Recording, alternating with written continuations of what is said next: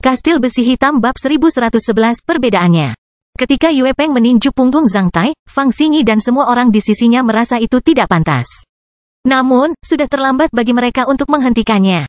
Dengan seruan Bai Suxian, hati-hati, Yue Peng meninju punggung Zhang Tai, hingga membuat pakaian Zhang Tai hancur berkeping-keping.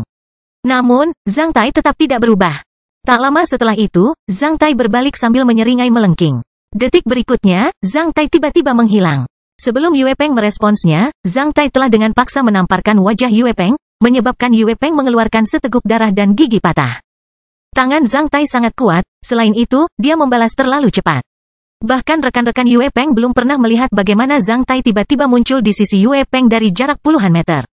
Mereka semua tercengang. Selain itu, Yue Peng tidak memikirkan hasil pukulannya karena amarahnya. Ketika Zhang Tai muncul di sisinya, dia bahkan belum melepaskan pertempuran pelindungnya. Zhang Tai secara langsung membuat Ksatria Heavens Holding Pavilion ini bingung. Zhang Tai langsung mengirim Yue Peng untuk terbang. Namun, sebelum dia terbang, Zhang Tai meraih pergelangan kakinya. Tak lama setelah itu, Zhang Tai dengan paksa mengangkatnya dan akan menjatuhkannya ke tanah seolah-olah dia adalah palu. Pada saat ini, para ksatria di pihak Yue Peng akhirnya menyadari apa yang terjadi. Mereka segera mengubah wajah mereka. Mengingat kekuatan tamparan Zhang Tai, Yue Peng pasti akan terluka parah jika dia terjatuh ke tanah. Berhenti. Pemuda yang mengejek Bai Suxian pada awalnya meninju ke arah Zhang Tai, diikuti oleh 4 ksatria lainnya. Dalam sepersekian detik, Zhang Tai mengayunkan pukulannya untuk memblokir serangan kelima ksatria itu secara bersamaan. Saat kelima ksatria itu menyentuh pukulan Zhang Tai, mereka segera merasa bahwa mereka dilindungi oleh niat pukulan yang keras dan kuat dari pukulan besi yang mendominasi. Sebelumnya, 5 ksatria muda hanya menggunakan 40% kekuatan mereka demi keselamatan Zhang Tai. Namun, serangan balik Zhang Tai membalikkan inisiatif tersebut. Hasilnya, wajah kelima ksatria muda itu kembali berubah karena mereka harus mengerahkan 80% upaya mereka untuk merespons serangan balik Zhang Tai. Serangan 5 ksatria besi hitam dijinakkan oleh Zhang Tai dengan mudah. Pada saat yang sama, dia menangkap tangan Yue Peng dan langsung membantingnya ke tanah dengan ganas. Dengan ledakan, jalan batu cian di luar menara gerbang jembatan kuda hancur dalam hitungan detik, menyebabkan lubang besar sementara pecahan batu berterbangan ke segala arah. 5 ksatria besi hitam itu dikirim terbang sejauh 20 meter untuk mengimbangi pukulan kuat Zhang Tai. Saat mereka melancarkan pertarungan jarak dekat, mereka tidak bermaksud menyakiti orang-orang di sekitarnya. Hanya lubang besar yang ditinggalkan oleh Zhang Tai yang agak menakutkan. Yue Peng, yang merasa bingung dengan tamparan Zhang Tai, mengeluarkan jeritan yang menyedihkan karena rasa sakit yang luar biasa saat dia memuntahkan seteguk darah sekali lagi. Meskipun Zhang Tai tidak mengerahkan seluruh kekuatannya, dia masih mematahkan lengan dan tulang kering Yue Peng menjadi 70-80 bagian. Selain itu, isi perut Yue Peng terluka. Setengah tulang rusuknya patah. Serangan ini bahkan bisa menandingi penyiksaan yang kejam. Hanya sedikit orang yang mampu menanggungnya. Dia tidak akan sembuh dalam 1 bulan jika dia tidak meminum obat pemulihan senior. Yue Peng membutuhkan waktu lebih lama untuk menumbuhkan giginya sekali lagi bahkan dengan bantuan obat pemulihan. Suang. Kelima ksatria itu tidak tahan untuk mengeluarkan senjatanya secara bersamaan. Saat menyaksikan mereka mengeluarkan senjatanya, Zhang Tai mencibir dengan ki pertempuran mengamuk yang tak terlihat. Beranikah kamu melawanku di Bukit Xuan Yuan? Apakah kamu tidak takut dibunuh olehku? Senyuman Zhang Tai membuat hati para ksatria itu langsung membeku. Itu terjadi begitu cepat sehingga semuanya berakhir sebelum Bai Suxian merespons. Pada saat ini, Bai Suxian telah melompat ke sisi Zhang Tai dengan pedang panjang yang cemerlang, benda rahasia berwarna perak yang dihadiahkan Zhang Tai padanya, di tangannya. Sementara itu, matanya yang indah berubah menjadi geram. Saat pedang panjang itu muncul di tangan Bai Suxian, pedang itu berubah menjadi berkabut seperti tetesan air. Yang lain segera tahu bahwa itu adalah benda abadi dan pasti sangat kuat. Mengingat penampilan Bai Suxian, jika dia bergabung dalam pertempuran, dia pasti akan mengerahkan kekuatan penuhnya. Tunggu. Aku tidak akan pernah membiarkanmu pergi. Tuanku tidak akan pernah membiarkanmu pergi, Yue Peng, yang terluka parah. Berteriak ke arah Zhang Tai dengan mata berdarah sambil berbaring di tanah seolah dia ingin melakukannya. Makan Zhang Tai hidup-hidup. Jangan membicarakan hal itu sampai kamu bisa memperkenalkan diri tanpa menyebutkan Heavens Holding Pavilion. Zhang Tai memperhatikan Yue Peng sambil mencibir sambil menundukkan kepalanya. Aku akan memberimu peringatan kecil hari ini. Bai Suxian adalah wanitaku. Jika aku mendengarmu membicarakan sesuatu yang membuatku tidak bahagia, aku berjanji padamu bahwa kamu pasti akan menyesal. Datang ke dunia ini. Ingat, di dunia ini, akulah orang yang tidak boleh kamu sakiti seumur hidupmu. Anda. Sebelum Yue Peng membicarakan sesuatu, Zhang Tai telah mengangkat kakinya yang besar dan menginjak wajah Yue Peng dengan sangat keras, menyebabkan hidung Yue Peng langsung roboh. Darahnya muncrat dari kaki Zhang Tai. Yue Peng langsung pingsan. Setelah menggesekkan wajahnya dengan kakinya 2 kali, Zhang Tai mengangkat kakinya. Kali ini, seluruh wajah Yue Peng tampak berwarna-warni seperti terong goreng dengan kecap. Melihat penampilannya yang buruk, para ksatria lainnya merasakan tulang punggung mereka mati rasa. Kenapa kamu begitu kejam? Fang Xingyi memperhatikan Zhang Tai dengan tatapan dingin. Setelah terpaksa mundur karena pukulan Zhang Tai, Fang Xingyi tidak mengeluarkan senjatanya. Dia hanya memperhatikan Zhang Tai dengan tatapan yang sangat tenang.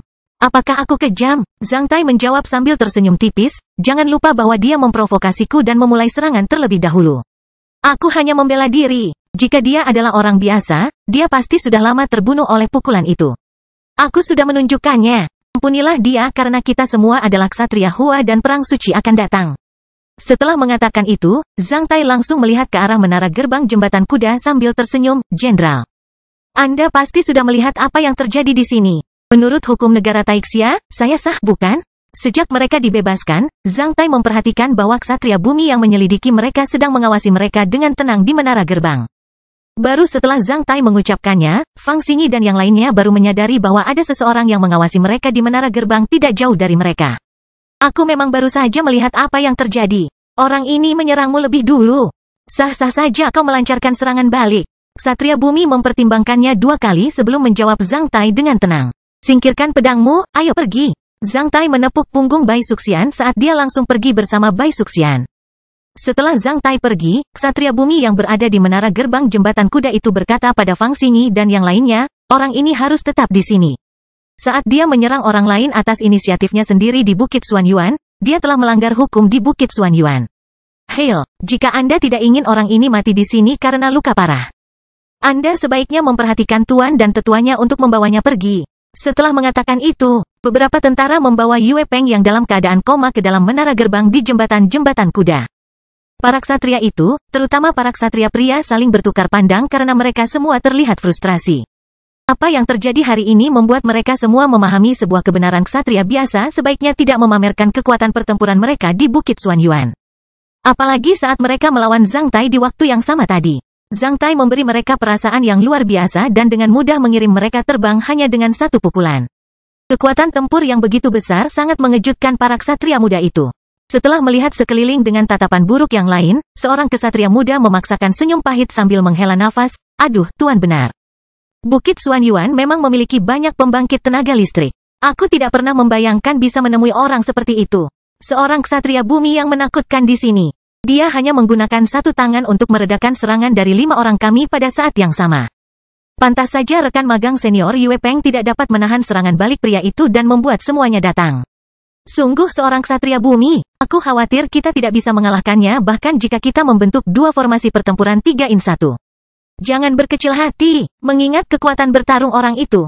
Dia setidaknya berada di atas ranah 7 perubahan. Ksatria yang awalnya mengejek Zhang Tai menjadi sedikit bersemangat. Aku benar-benar tidak tahu ada orang kuat seperti itu di antara para ksatria bumi di negara Taixia. Apa yang harus kita lakukan sekarang? Karena kita adalah teman Yue Peng. Sebaiknya kita memberitahu Tuan Yue Peng tentang acara ini di halaman Heavens Holding Pavilion.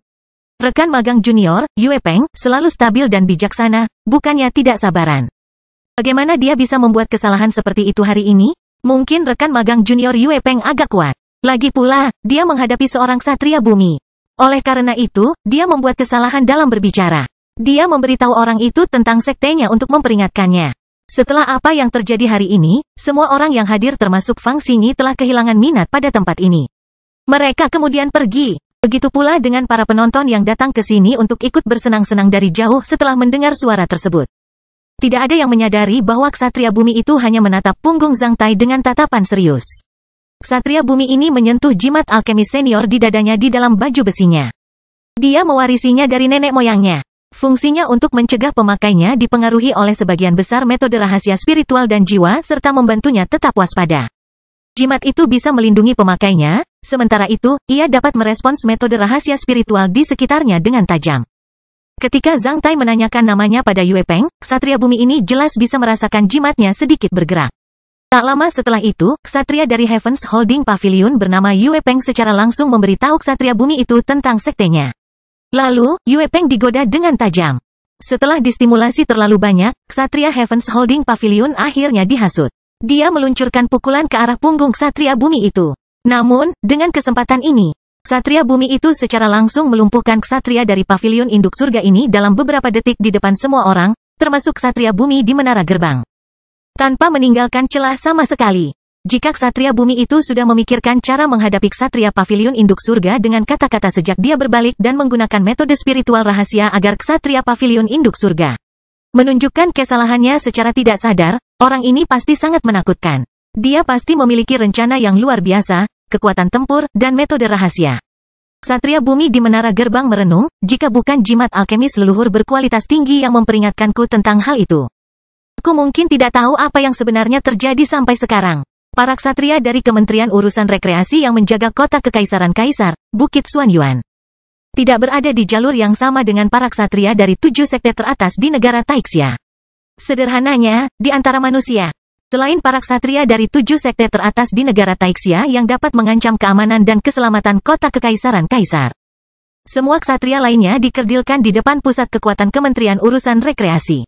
Sebenarnya, Kementerian Urusan Rekreasi didirikan untuk melawan kekuatan dari 7 sekte teratas di negara Taixia.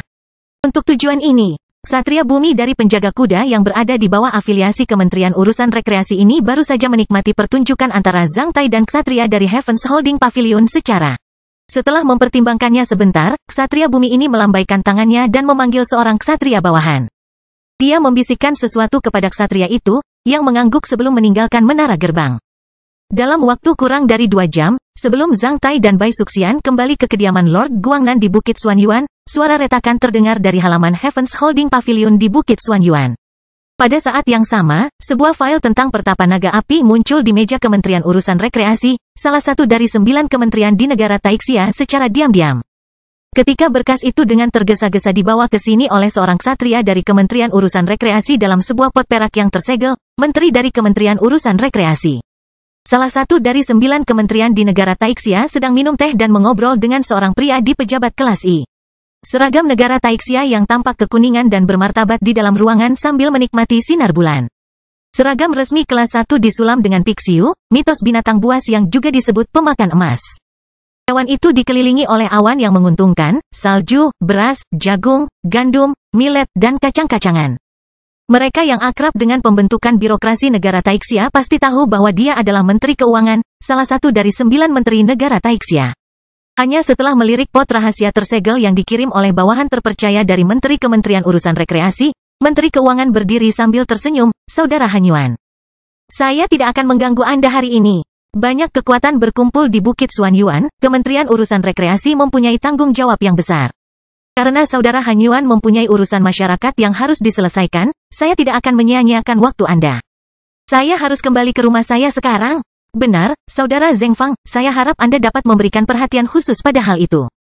Karena situasi keseluruhannya mendesak, para ksatria di bawah afiliasi Kementerian Urusan Rekreasi harus memikul tanggung jawab yang berat. Selain itu, kita harus memberikan perhatian khusus pada hal tersebut. Keamanan kota Kekaisaran Kaisar. Oleh karena itu, barang-barang rahasia perak sangat dibutuhkan. Karena barang-barang rahasia perak di gudang kekaisaran bahkan tidak dapat dipindahkan oleh putra mahkota. Kita memiliki kesempatan untuk menyelesaikan masalah ini di pertemuan harta karun pasar emas dan tenaga. Setelah mendengarnya, Menteri Keuangan menjawab dengan tatapan serius, jangan khawatir. Saudara Hanyuan, karena Anda dan saya adalah kanselir di Istana Kekaisaran yang sama, adalah tanggung jawab kita untuk berbagi keprihatinan negara. Saya pasti akan berusaha harus yang terbaik adalah melakukan itu. Setelah mendengar janjimu, aku merasa lebih tenang. Semakin banyak item rahasia perak yang kita miliki, semakin baik jadinya. Akhirnya, kedua pejabat kelas 1 negara Taixia saling berpamitan. Setelah mengantarkan Hang Zhengfang keluar dari halaman ini, menteri dari Kementerian Rekreasi kembali ke kamarnya.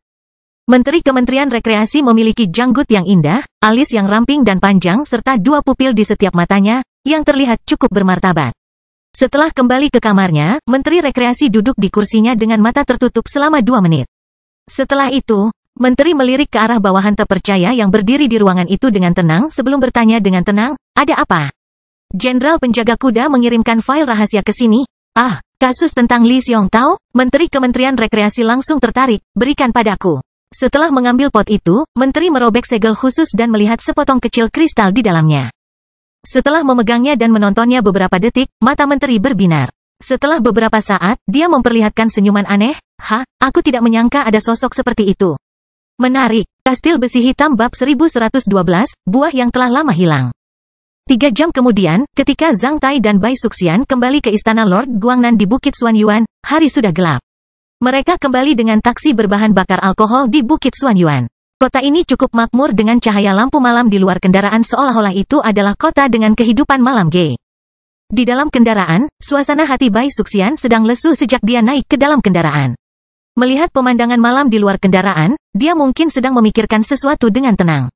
Meskipun Yue Peng telah dipukuli dengan kejam oleh Zhang Tai, bekas luka yang ditimbulkannya pada Bai Suxian tidak dapat pulih dalam waktu singkat.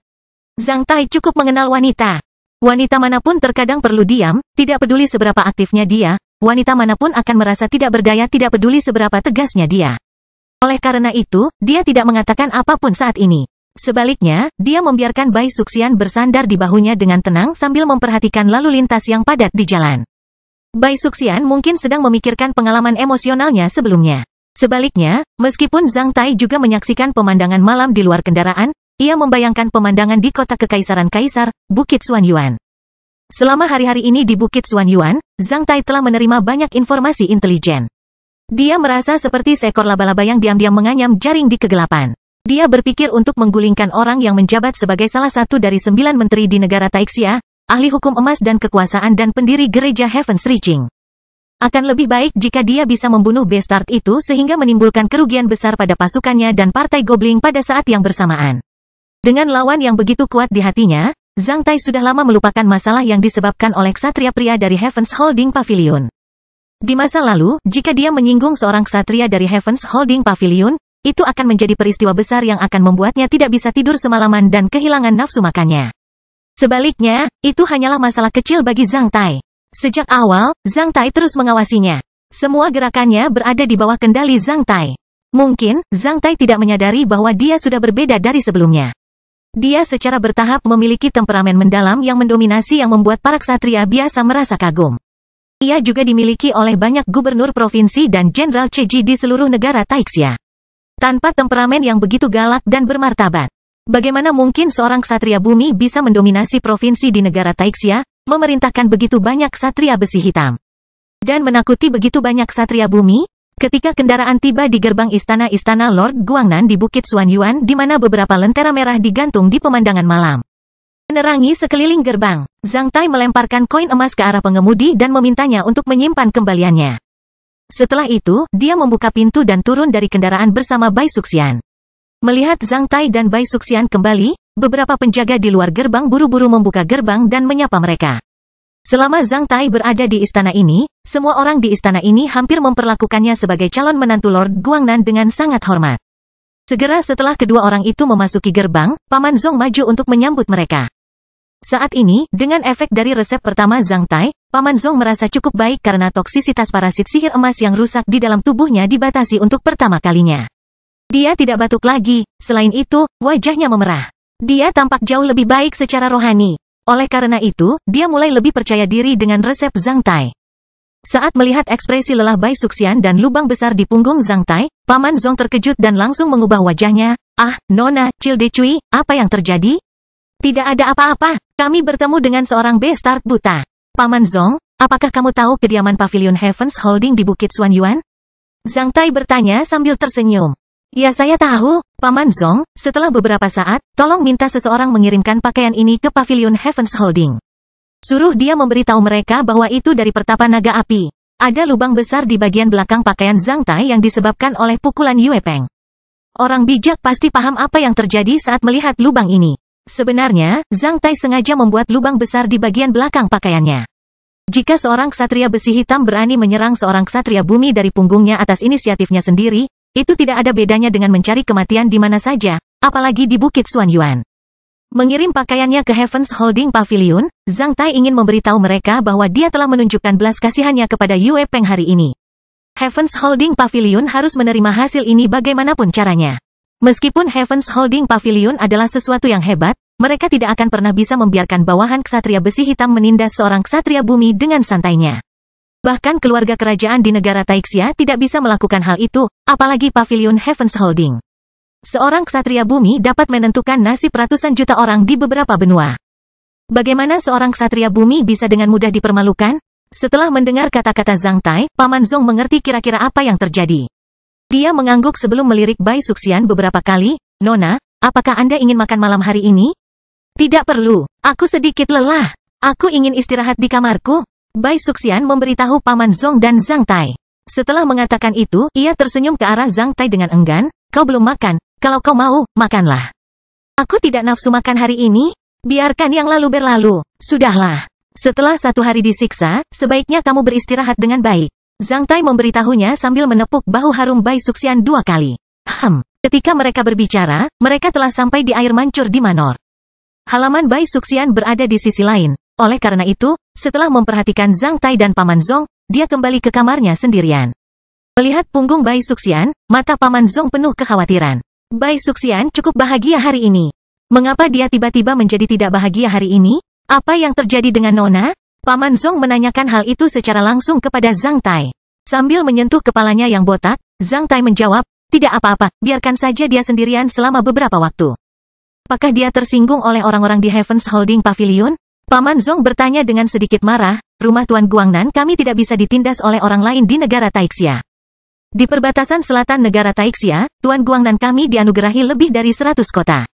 Selain itu, Tuan Guangnan memiliki puluhan juta kota, penjaga dan lebih dari 100 ksatria serta banyak teman dan kerabat. Selain itu, kami mendapat keringanan di Istana Kekaisaran. Kami sama sekali tidak takut dengan pavilion induk surga. Bajingan itu terlalu tidak bermoral secara verbal. Gigi dan anggota tubuhnya patah. Selain itu, kita bertemu Fang Xingyi hari ini. Aku khawatir Bai Suxian merasa tidak bahagia saat mengingat apa yang terjadi di masa lalu. Jangan khawatir, dia akan segera baik-baik saja. Setelah mendengar kata-kata Zhang Tai, Paman Zong sepertinya memikirkan sesuatu. Dia sedikit membuka mulutnya namun tidak berkata apa-apa. Zhang Tai menduga Paman Zong pasti mengetahui alasannya. Namun, karena Bai Suxian tidak memberitahu alasannya, Paman Zong merasa tidak nyaman untuk membicarakannya. Hilde Cui, apakah kamu ingin aku mengirim makan malam ke kamarmu? Tidak perlu, terima kasih, aku juga tidak nafsu makan. Aku ingin berkultivasi di kamarku. Ada ruang budidaya eksklusif di Manor? Tidak perlu, aku akan tinggal di kamarku sendiri saja. Tidak akan memakan banyak waktu. Baiklah, saya akan memberitahu orang lain untuk tidak mengganggu budidaya Cilde Cui. Sangatlah normal bagi seorang kesatria untuk berkultivasi. Oleh karena itu, setelah diberitahu bahwa Zhang Tai akan berkultivasi di kamarnya, tentu saja Paman Zong tidak akan curiga. Ada satu lagi sangkar paduan besar sebesar wadah di halaman taman di Manor ini. Ada seekor laba-laba hitam LV6 yang masih hidup di dalam kandang, yang darahnya menjadi obat penuntun resep pertama yang ditulis Zhang Tai untuk Paman Zong. Ada beberapa lampu fluorid yang mengelilingi halaman. Pada siang hari, sangkar paduan itu ditutupi dengan kain hitam tebal, pada malam harinya, potongan kain hitam itu akan dibuka. Laba-laba hitam LV6 ini setiap harinya dijaga oleh 3 orang penjaga yang berada di atas LV7 secara bergiliran. Ketika Zhang Tai melewatinya, dia menemukan seorang penjaga baru saja membuka jendela di salah satu sisi kandang paduan dan menjatuhkan seekor domba hidup ke dalamnya. Domba yang hidup menggigil karena ketakutan dan seluruh tubuhnya kaku. Dalam sekejap mata, darah menyembur ke segala arah di dalam kandang. Domba hidup tersebut kemudian menjadi makanan laba-laba hitam LV6. Saat melihat darah menyembur, sebuah pikiran terlintas di benak Zhang Tai. Saat ini, Zhang Tai bahkan ingin memukul kepalanya sendiri. Bodoh, saya sangat bodoh. Tentu saja, diikuti oleh Paman Zong, Zhang Tai melewati jalan setapak di satu sisi dengan tenang sambil menarik napas dalam-dalam. Selain aroma rerumputan yang lembut dan bunga segar, udara segar di taman juga mengandung bau darah domba tersebut. Sementara itu, bau ini mengaktifkan zona memori di pikiran Zhang Tai yang sudah lama tidak aktif. Zona kenangan itu dipenuhi dengan perkelahian dan kematian tanpa akhir. Darah segar selalu menjadi tema zona memori itu. Setelah kembali ke kamarnya, Zhang Tai meminta seseorang memberikan pakaiannya yang robek kepada Paman Zong sebelum menutup pintunya. Tentu saja, Zhang Tai tidak benar-benar berkultivasi, sebaliknya. Dia baru saja memanggil inkarnasi kumbang hitam kecil dari Castle of Balkairen untuk berkeliling di kota kekaisaran kaisar dan memeriksa situasi di dalamnya. Ketika dia melihat laba-laba hitam LV6 memakan domba hidup-hidup, Zhang Tai tiba-tiba teringat cara detektif yang lebih baik daripada menggunakan inkarnasi kumbang hitam kecil. Sejak dia dipromosikan menjadi seorang ksatria, karena dia tidak bisa mendapatkan buah apapun dengan membunuh ksatria iblis. Zhang Tai hampir lupa bahwa dia memiliki kartu as buah yang muncul kembali. Selama dia membunuh musuh, dia akan dapat muncul kembali di lingkungan sekitarnya dalam buah kemunculan kembali masalah yang baru. Zhang Tai segera memulai rencananya. Berbicara tentang musuhnya, itu terlalu sederhana. Zhang Tai memiliki banyak boneka iblis cadangan di dalam kastil besi hitam. Setelah mengamati lingkungan sekitarnya, Zhang Tai menemukan bahwa tidak ada seorang pun yang datang ke sini untuk mengganggunya dalam waktu singkat. Oleh karena itu, dia secara langsung memindahkan boneka iblis LV9 keluar dari kastil besi hitam. Sayangnya, saat boneka iblis LV9 itu dicairkan, sebelum ia mengetahui di mana boneka itu berada, kepalanya telah diledakkan oleh ki pertempuran yang ditembakkan dari jari Zhang Tai. Tak lama setelah itu, mayatnya dilempar kembali ke dalam kastil besi hitam. Seluruh proses berlangsung kurang dari 0,5 detik. Kastil besi hitam bab 1113 mendeteksi kota kekaisaran kaisar di malam hari. Ah, Tuan Kastil, Edward buru-buru membungkuk ke arah Zhang Tai ketika dia melewati aula pohon istana saat melihat Zhang Tai. Zhang Tai baru saja melewati Edward secepat angin. Sebelum mengatakan apapun, dia langsung bergegas menuju pohon kecil itu dan segera memetik buah yang muncul kembali. Tak lama setelah itu, dia memasukkan buah yang muncul kembali ke dalam mulutnya sebelum memperlihatkan senyuman ke arah Edward. Lalu, dia menghilang tepat di bawah pohon kecil. Seluruh proses berlangsung kurang dari 3 detik, meninggalkan Edward berdiri diam di sana dengan tatapan tercengang. Ketika Zhang Tai keluar dari Castle of Black Iron, dia masih mengunyah buah yang muncul kembali karena dia sudah duduk dengan kaki bersilang. Zhang Tai mengambil buah kemunculan kembali masalah terakhir di alam elemen tanah. Meskipun dia telah mengambil buah kemunculan kembali masalah yang terakhir, dia tidak mengaktifkan situasi kemunculan kembali masalah itu. Karena dia sudah lama tidak memakan buah yang muncul kembali, Zhang Tai hampir lupa tentang rasa buah yang muncul kembali. Saat energi eksotis dari buah yang muncul kembali memasuki mulut Zhang Tai, energi itu naik seperti gumpalan asap dan langsung mengalir ke lautan pikiran Zhang Tai sebelum menyatu dengan energi spiritual Zhang Tai. Setelah itu, sebuah kilauan muncul di lautan pikiran Zhang Tai, sementara sebuah pintu masuk segi 6 yang eksotis terbang ke sini dari kilauan itu dan menutupi Zhang Tai sepenuhnya. Membawa Zhang Tai ke dalam situasi kemunculan kembali masalah yang aneh. Zhang Tai muncul di ruangan yang sama. Saat melihat Zhang Tai berdiri di sana, boneka iblis yang baru saja dia bunuh langsung meraung dengan mata berdarah seperti melihat musuhnya sebelum menyerbu ke arah Zhang Tai. Boneka iblis LV9 ini sama sepelenya dengan lalat bagi Zhang Tai. Zhang Tai bahkan tidak merasa ingin menghadapinya, sebaliknya, dia hanya meninju dinding hingga berkeping-keping. Di tengah bebatuan dan suara gemuruh, Zhang Tai langsung melangkah keluar ruangan dan memasuki istana. Istana itu tetap damai seperti sebelumnya. Selain tidak ada orang di sini, setiap pohon dan semak di sini sama seperti yang dilihat Zhang Tai beberapa menit yang lalu. Kandang paduannya masih ada di halaman. Meski masih ada noda darah di dalam kandang dan bau darah masih tercium di udara, namun tidak ada lagi laba-laba hitam di dalam kandang. Boneka iblis LV9 mengikuti Zhang Tai keluar dari dinding yang rusak saat ia berlari menuju Zhang Tai dengan taring telanjang dan cakar mengacungkan. Hanya dengan menjentikannya ke arah boneka iblis itu, Zhang Tai telah meledakkan kedua betis boneka iblis itu. Boneka iblis itu menjerit dengan sedih saat terjatuh. Meski begitu, ia terus naik ke tanah menuju Zhang Tai seolah ingin menggigit Zhang Tai dengan paksa. Namun, kecepatan geraknya 10 kali lebih lambat dari sebelumnya. Selain itu terlihat sangat lucu. Seluruh dunia menjadi sunyi. Saat Zhang Tai pindah, dia sampai di jalan di luar istana Lord Guangnan yang berjarak lebih dari 100 meter dan mendapat manfaat dari garis keturunan Kuafunya. Lampu jalan, toko pinggir jalan, dan pemandangan malam tetap tidak berubah. Setelah melihat sekeliling, Zhang Tai menemukan bahwa jalanannya sedikit lebih luas dari sebelumnya. Pasti ada sesuatu yang hilang. Ah, semua kendaraan yang mengandung alkohol di jalanan telah menghilang. Hanya bus yang diparkir di pinggir jalan yang terlihat. Setelah memikirkannya sebentar, Zhang Tai menyadari bahwa itu adalah ciri dari buah yang muncul kembali. Dalam situasi kemunculan kembali masalah, benda bergerak yang berada di bawah kendali manusia, barang-barang pribadi manusia, dan benda apapun yang berinteraksi dengan manusia atau makhluk hidup tidak dapat ditangkap. Kalau tidak, buah yang muncul kembali akan sangat menakjubkan. Meski begitu, Zhang Tai juga cukup puas. Sedangkan untuk pohon kecil, Zhang Tai tahu bahwa Bukit Suan Yuan saat ini di matanya tidak berbeda dengan bekas lembah serigala liar atau pulau naga tersembunyi, dengan kata lain. Semua yang ada di sini hanyalah susunan elemen material atau pemandangan yang tidak berarti dalam foto.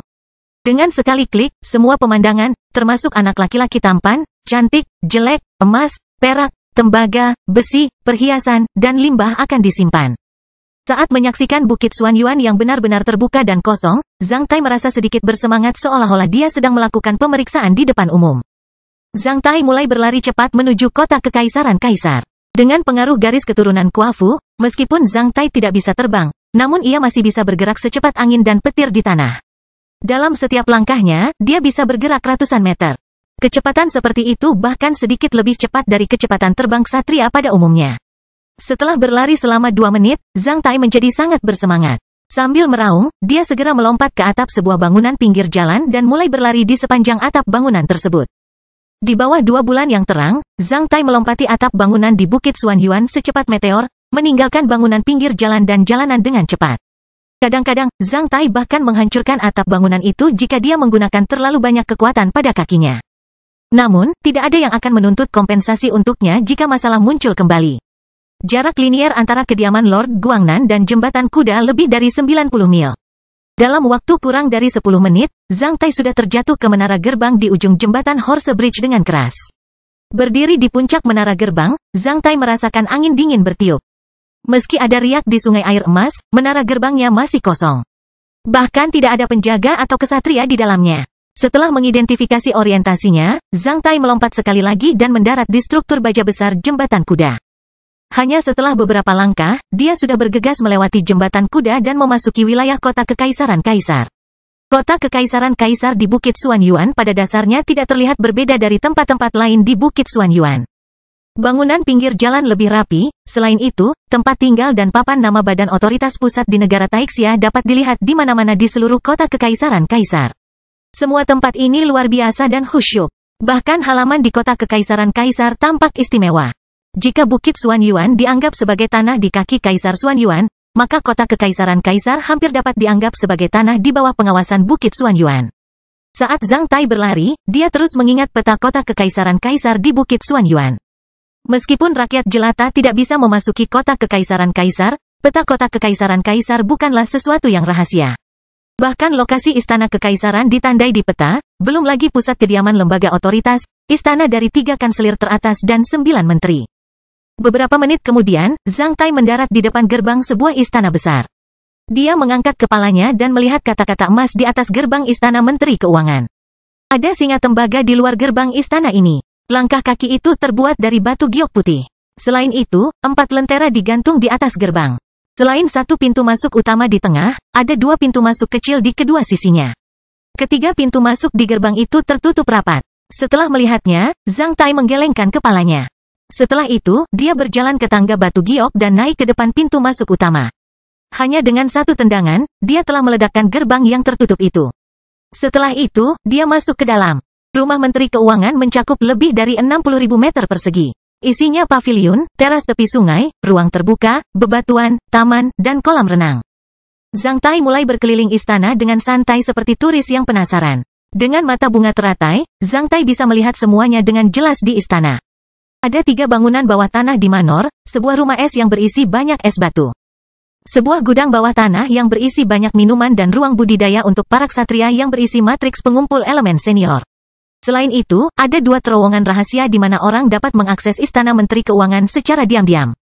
Zhang Tai tidak merasa aneh jika istana salah satu dari 9 menteri di negara Taixia memiliki terowongan rahasia seperti itu. Mengingat lokasi terowongan rahasia itu, seharusnya terowongan itu dibangun bersama dengan istana.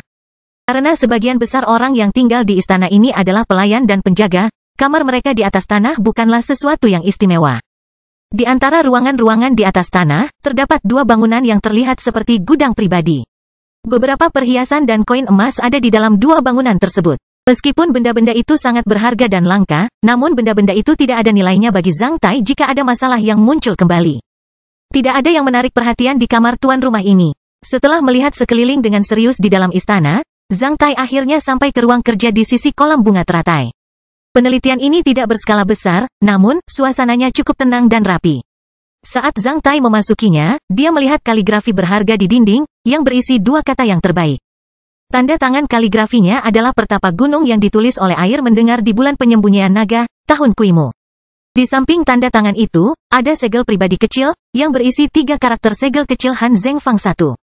Berdiri di depan kaligrafi ini, Zhang Tai mengamati 3 karakter segel dalam diam sambil sedikit menyipitkan matanya. Han Zhengfang, nama Menteri Keuangan di negara Taixia.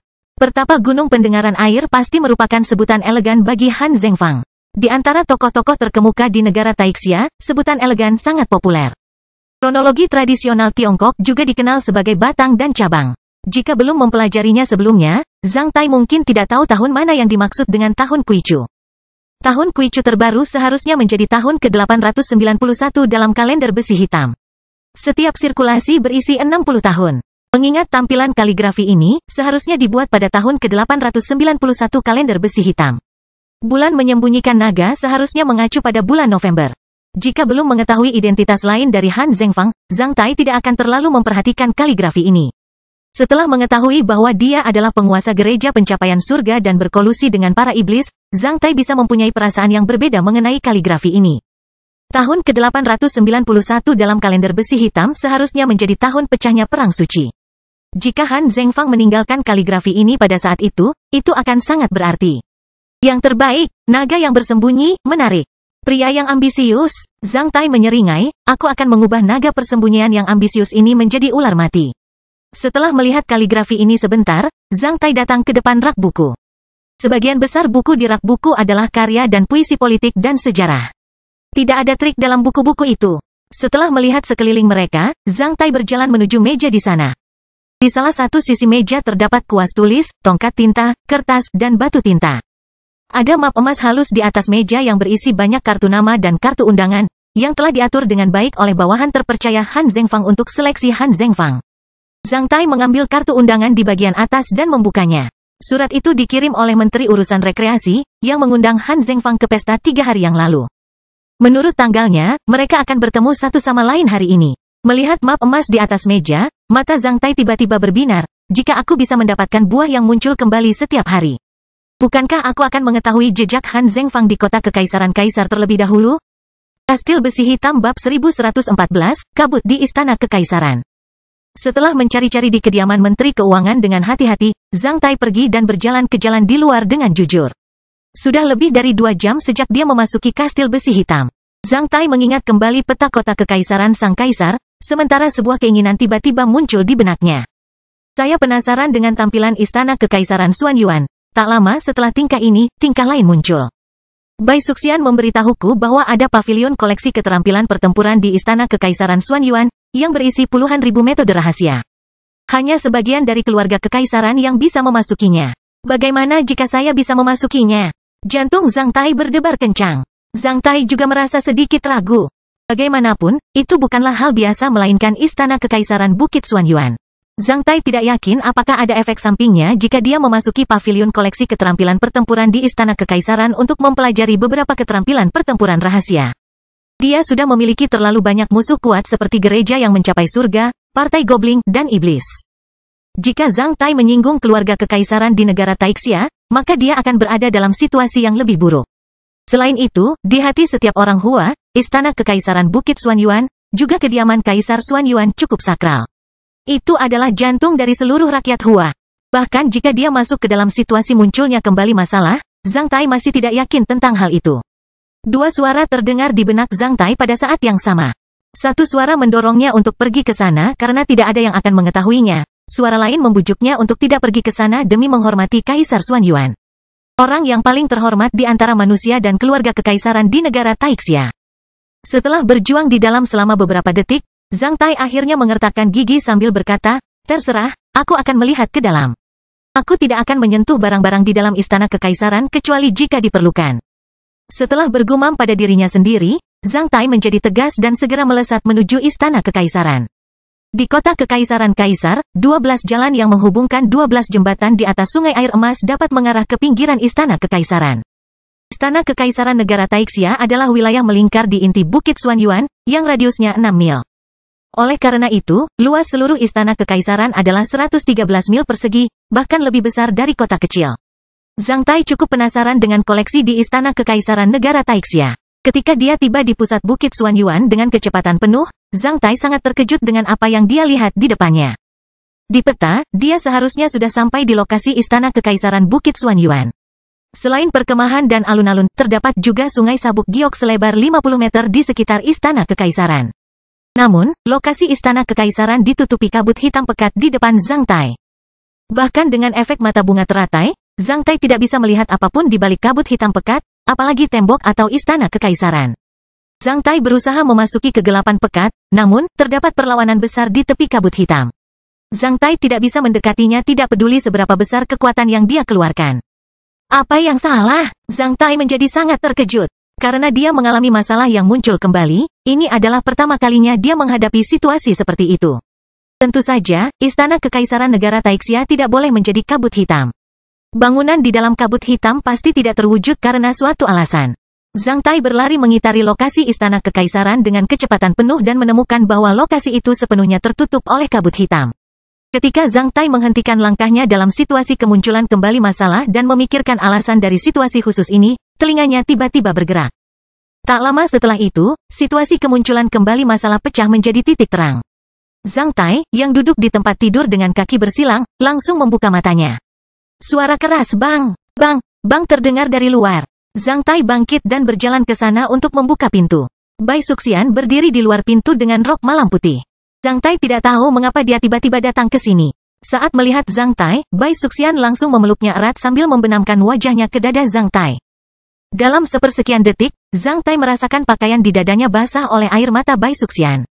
Apa yang salah? Zhang Tai menepuk punggungnya. Bai Suxian mengangkat kepalanya dengan mata berkaca-kaca sambil berkata, cium aku. Zhang Tai menghela nafas saat dia menutup pintu. Meskipun kedengarannya tidak bagus jika Bai Suxian memasuki kamarnya di tengah malam, Zhang Tai percaya bahwa tidak ada seorang pun di istana ini yang begitu suka bergosip. Hanya setelah tidur nyenyak selama beberapa jam, Zhang Tai sudah bangun dengan penuh semangat seperti baterai yang terisi penuh. Ketika dia bangun, dia menemukan bahwa benda itu belum menembus layar jendela. Bai Suxian tertidur seperti gadis kecil sambil bersandar di dada Zhang Tai dengan noda air mata dan sedikit rasa lelah dan kepuasan di wajahnya setelah bercinta dengan Zhang Tai. Bai Suxian sangat gila tadi malam. Itu adalah saat paling gila sejak mereka berkenalan satu sama lain. Sebenarnya, setelah setiap orgasme, Bai Suxian akan berbaring di samping Zhang Tai dan menceritakan kisahnya sambil menitikkan air mata. Setelah itu, dia akan tertidur dalam pelukan Zhang Tai dengan santai seperti sedang menurunkan beban berat. Zhang Tai tahu bahwa Bai Suxian telah mengatasi hambatan mentalnya sekarang karena dia bisa memberitahunya tentang sejarahnya yang tidak ingin dia ingat sebelumnya. Sebenarnya kisah Bai Suxian tidak begitu segar, seperti yang dialami banyak wanita, seorang perawan cantik yang mulai memahami cinta bertemu dengan pria tampan secara tidak sengaja. Setelah itu, di bawah pengejaran pemuda itu yang manis dan lembut, dia jatuh cinta padanya dan bahkan rela mati demi dia. Hingga suatu hari, si cantik mengetahui bahwa pemuda itu mendekatinya hanya demi gengsi dan kekuasaan klannya. Dia hanyalah seekor itik jelek yang licik dengan bungkusan yang halus. Segala sesuatu antara dia dan pria ini dirancang oleh pria ini. Selain itu, itik jelek yang halus ini memiliki wanita lain. Sejak awal, dia dimanfaatkan oleh pria ini. Dia hanyalah mainan pria dan menjadi tangga bagi pria untuk mewujudkan ambisinya. Si cantik sangat sedih karena dia meledak bersama pria itu dengan tegas. Selain itu, dia bahkan sudah pasrah dengan keterbelakangannya dan menjalani kehidupan yang membingungkan dan memanjakan. Ini juga yang dialami Bai Suxian. Sejak dia berkenalan dengan Zhang Tai, Bai Suxian telah mengubur pengalaman ini jauh di dalam pikirannya. Akibatnya, hal itu menjadi beban mentalnya. Jika seorang wanita mencintai seorang pria, dia akan selalu menampilkan sisi terbaiknya padanya. Meski menjadi seorang ksatria, Bai Suxian memiliki sikap kasih sayang yang hampir sama seperti wanita lainnya. Dia takut Zhang Tai akan membencinya, bahkan menjauh darinya setelah mengetahui pengalaman emosionalnya di masa lalu. Oleh karena itu, pengalaman emosional masa lalunya menjadi ladang ranjau yang hampir tidak bisa diledakkan.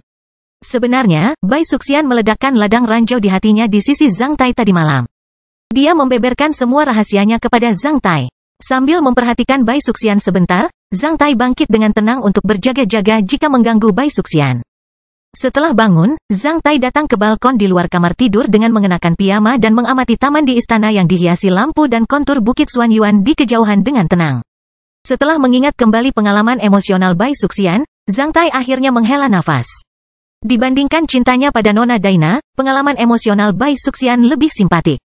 Dia tidak bisa tinggal bersama Nona Daina atau jatuh cinta padanya. Apapun itu, dia masih memiliki kenangan indah tentangnya. Meski tak mendapatkan cinta Nona Daina, setidaknya mereka sudah saling mengulurkan ketulusan satu sama lain. Sebaliknya, penipuan dan keuntungan emosional yang dialami Bai Suxian lebih menyedihkan. Jika seorang wanita mengalami serangan seperti itu pada usia terbaiknya, dia akan dengan mudah menjadi bejat dan kecewa sepanjang hidupnya. Bai Suxian hampir menghancurkan hidupnya sendiri. Biarkan masa lalu berlalu. Selama Bai Suxian telah menyelesaikan hambatan mentalnya, Zhang Tai tidak ingin menyebutkannya lagi. Heller, apakah kamu di sana? Zhang Tai memanggil Heller dengan sadar. Castle Lord, saya menunggu pesanan Anda kapan saja. Suara Heller yang baik dan jujur terlintas di benak Zhang Tai, membuat Zhang Tai langsung optimis. Ada apa dengan buah yang muncul kembali tadi malam? Mengapa istana kekaisaran di kota kekaisaran kaisar tidak dapat diwujudkan dalam buah yang muncul kembali? Zhang Tai meminta Heller keluar dari kekhawatirannya. Seperti bagaimana kamu tidak bisa mendapatkan buah apapun dengan membunuh ksatria iblis, pohon buah Manjusaka Karma tidak maha kuasa. Kemampuannya terbatas. Ambil contoh apa yang terjadi tadi malam, sederhananya, istana kekaisaran di kota kekaisaran Kaisar Bukit Xuanyuan ditutupi dengan energi yang kuat, yang secara langsung melindungi cermin dunia material dalam situasi kemunculan kembali masalah. Sementara itu, penguasa kastil. Anda harus tahu bahwa semua ksatria di bawah tingkat bijak tidak dapat terbang di atas Bukit Xuanyuan karena energi yang sama dari istana kekaisaran. Energi kuat apa itu? Saya kira mungkin ada barang berharga yang bisa menandingi kastil besi hitam di istana kekaisaran Bukit Xuanyuan. Benda berharga yang bisa menandingi Castle of Black Iron? Zhang Tai menjadi bersemangat. Mungkin ada. Heller terdiam. Saya mungkin sudah mengetahui rencana Anda, Tuan Kastil. Namun ada satu hal yang harus saya peringatkan kepada Anda, Tuan Kastil. Anda harus memeriksa berapa banyak bintang yang mewakili situasi munculnya kembali masalah yang tersisa di gerbang yang luar biasa ini. Dari Kastil Besi Hitam. Kastil Besi Hitam bab 1115, kerugian dan keuntungan. Gerbang Kastil Besi Hitam, bintang situasi munculnya kembali masalah. Setelah mendengar kata-kata Heller, Zhang Tai menjadi terkejut. Setelah itu, dia memahami maksud Heller. Zhang Tai segera teringat bahwa setiap kali dia mengambil buah yang muncul kembali, satu bintang segi 6 lagi akan muncul di pintu lengkung kastil besi hitam di lautan pikirannya yang melambangkan situasi munculnya kembali masalah yang baru. Ketika Zhang Tai melihat bintang segi 6 pertama yang mewakili situasi kemunculan kembali masalah di pintu lengkung, dia merasa itu sangat luar biasa. Selama 10 tahun terakhir, seiring dengan semakin banyaknya buah yang muncul kembali, energi spiritualnya semakin kuat. Lambat laun, ia bisa mengakses kastil besi hitam semudah menarik napas. Oleh karena itu, Zhang Tai perlahan-lahan melupakan bintang-bintang. Kata-kata Heller mengingatkannya. Zhang Tai buru-buru mengalihkan pandangannya ke pintu lengkung kastil besi hitam di lautan pikirannya. Seperti saat pertama kali melihatnya. Pintu lengkung yang klasik dan cemerlang itu masih berdiri senyap seperti sebelumnya di tempat terdalam lautan pikirannya, seolah sedang menunggu kedatangan Zhang Tai kapan saja. Namun, berbeda dengan saat Zhang Tai datang ke sini pada awalnya, lebih dari 95% area di pintu lengkung yang menakjubkan ini telah ditutupi dengan bintang segi 6. Bintang-bintang segi 6 ini saling bertautan dengan cara yang harmonis dan mendalam, menjadikan pintu lengkung yang menakjubkan ini semakin misterius. Zhang Tai melihatnya dengan serius dan menemukan bahwa hanya sebagian kecil di bagian atas pintu lengkung yang masih tersedia, seluruh bagian depan pintu lengkung hampir dipenuhi bintang segi 6. Yang berarti hampir tidak dapat menahan situasi munculnya kembali masalah. Bagaimana dengan bagian belakang dan samping pintu lengkung? Tentu saja mereka tidak tersedia. Kalau tidak, Heller tidak akan mengatakan itu sekarang. Setelah keluar dari kondisi penglihatan batin, Zhang Tai merasa agak rumit. Pengalaman-pengalaman yang ia ambil, memunculkan kembali masalah, membuahkan hasil yang muncul satu demi satu. Setelah beberapa saat, dia menghubungi Heller sekali lagi sambil bertanya dengan suara pahit, Heller, maksudmu pohon kecil itu kehabisan buah yang bisa menimbulkan masalah? Ya, penguasa kastil. Seperti buah-buahan yang tidak bocor dan buah-buahan berbadan besi, jumlah buah-buahan ini terbatas. Sebelumnya, aku berpikir bahwa penguasa kastil telah menyadarinya, aku tidak membayangkan bahwa penguasa kastil melupakannya. Oleh karena itu, aku baru saja diperingatkan. Zhang Tai menjawab sambil tersenyum pahit, seiring dengan semakin kuatnya energi spiritualku, aku bisa menghubungi pintu lengkung yang menakjubkan itu hanya dengan sedikit energi spiritual. Kapanpun aku ingin mengakses pintu lengkung itu, aku hanya perlu sedikit menggerakkan energi spiritualku. Seperti menekan sebuah tombol. Sejak aku dipromosikan menjadi seorang ksatria, aku hampir tidak menggunakan buah yang memunculkan masalah, oleh karena itu, aku tidak menyadari bahwa pohon kecil itu kehabisan buah yang memunculkan kembali masalah. Buah-buahan ini menjadi landasan dan langkahmu, seiring dengan semakin kuatnya Raja Kastil. Buah-buahan ini akhirnya akan mencapai misinya? Beritahu saya angka pastinya. Berapa banyak lagi buah yang muncul kembali yang dapat dihasilkan oleh pohon kecil itu? Hanya 4. Zhang Tai tercengang dan kecewa, namun, akhirnya dia kembali tenang. Tidak peduli apakah dia menerima kenyataan atau tidak, itu tidak akan mengubah hasilnya. Sekarang dia tidak bisa mengubahnya, dia harus menerimanya. Namun, tanpa disadari, Zhang Tai masih memiliki sedikit harapan. Bisakah aku membuat pohon kecil itu menghasilkan buah terakhir yang bisa memunculkan kembali masalah kapanpun dan dimanapun aku memerlukannya? Peraturan tentang menghasilkan buah yang memunculkan kembali masalah tetap tidak berubah. Selama Raja Kastil membunuh iblis atau melakukan mutasi ketukan atas inisiatifmu sendiri kapan saja, pohon kecil itu akan menghasilkan buah yang muncul kembali pada waktunya. Saya menderita kerugian besar. Jika saya mengetahuinya lebih awal, saya mungkin bisa menyelamatkannya. Tuan Kastil, apakah kamu merasa bahwa buah yang dapat memunculkan kembali masalah yang kamu ambil di masa lalu tidak diperlukan? Yang mana yang tidak diperlukan? Setelah memikirkannya sebentar, Zhang Tai menemukan bahwa setiap buah kemunculan kembali masalah yang dia ambil di masa lalu diproduksi bila diperlukan. Semua buah kemunculan kembali masalah di masa lalu dihasilkan ketika dia menghadapi serangan atau untuk meningkatkan kekuatan tempurnya. Buah-buah munculnya kembali masalah itu ditakdirkan untuk dihasilkan dalam pertumbuhannya. Tanpa buah-buah yang muncul kembali, dia tidak akan pernah sekuat ini. Sebenarnya pertanyaan ini terdengar seperti bahan tertawaan yang didengarnya tentang membangun rumah. Apakah lantai atas bisa langsung dibangun tanpa pondasi?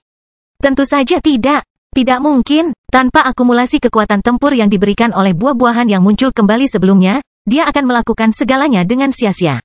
Di antara semua buah yang muncul kembali yang dihasilkan oleh pohon kecil itu, hanya buah yang saat ini diproduksi untuk tujuan tertentu. Hasilnya, hal itu memberinya keuntungan besar. Selain mengetahui situasi kemunculan kembali masalah di Bukit Xuanyuan, dia juga dapat memahami informasi penting tentang musuhnya. Zhang Tai menghela nafas dalam hati sambil berkata kepada Heller. Mungkin, aku merasa sedikit sedih ketika tiba-tiba aku menyadari bahwa aku kehabisan buah lagi. Mungkin, itu akan menjadi hasil yang sempurna jika kamu bisa mendapatkan buah-buah yang muncul kembali untuk memainkan peran mereka di Bukit Xuanyuan. Penguasa kastil, sebelumnya, aku berpikir untuk mengingatkanmu untuk menghasilkan buah yang muncul kembali dari masalah di Bukit Xuanyuan sebelum kamu meninggalkan Bukit Xuanyuan tanpa memikirkan fungsi buah yang muncul kembali. Situasi munculnya kembali masalah di Bukit Xuanyuan tak ternilai harganya. Benar-benar sebuah harta karun? Harta karun? Kenapa? Tuan Kastil, Anda pasti lupa bahwa tempat-tempat lain di Bukit Xuanyuan semuanya tersedia untuk Anda selain Istana Kekaisaran Kota Kekaisaran Kaisar. Sebagai inti peradaban manusia, Bukit Xuanyuan memiliki perpustakaan cerah yang merupakan perpustakaan manusia terbesar dan markas besar semua serikat pekerja manusia. Buku-buku dan materi di perpustakaan Bright dan markas besar serikat pekerja manusia sepenuhnya terbuka untuk Castle Lord dalam situasi kemunculan kembali masalah. Oleh karena itu, Castle Lord dapat mengaksesnya untuk belajar dan mendapatkan informasi secara gratis. Mungkin tidak ada metode yang sangat rahasia di antara mereka, namun, mereka juga sangat berharga. Kebanyakan dari mereka dirahasiakan. Rakyat jelata hampir tidak bisa menyentuhnya. Dapat dikatakan bahwa mereka sama berharganya dengan banyak metode super rahasia. Selain itu, metode yang hebat sejumlah arsip dan file nasional di lembaga otoritas di Kota Kekaisaran Kaisar juga terbuka untuk Castle Lord. Castle Lord, Anda dapat mencarinya jika Anda memerlukannya.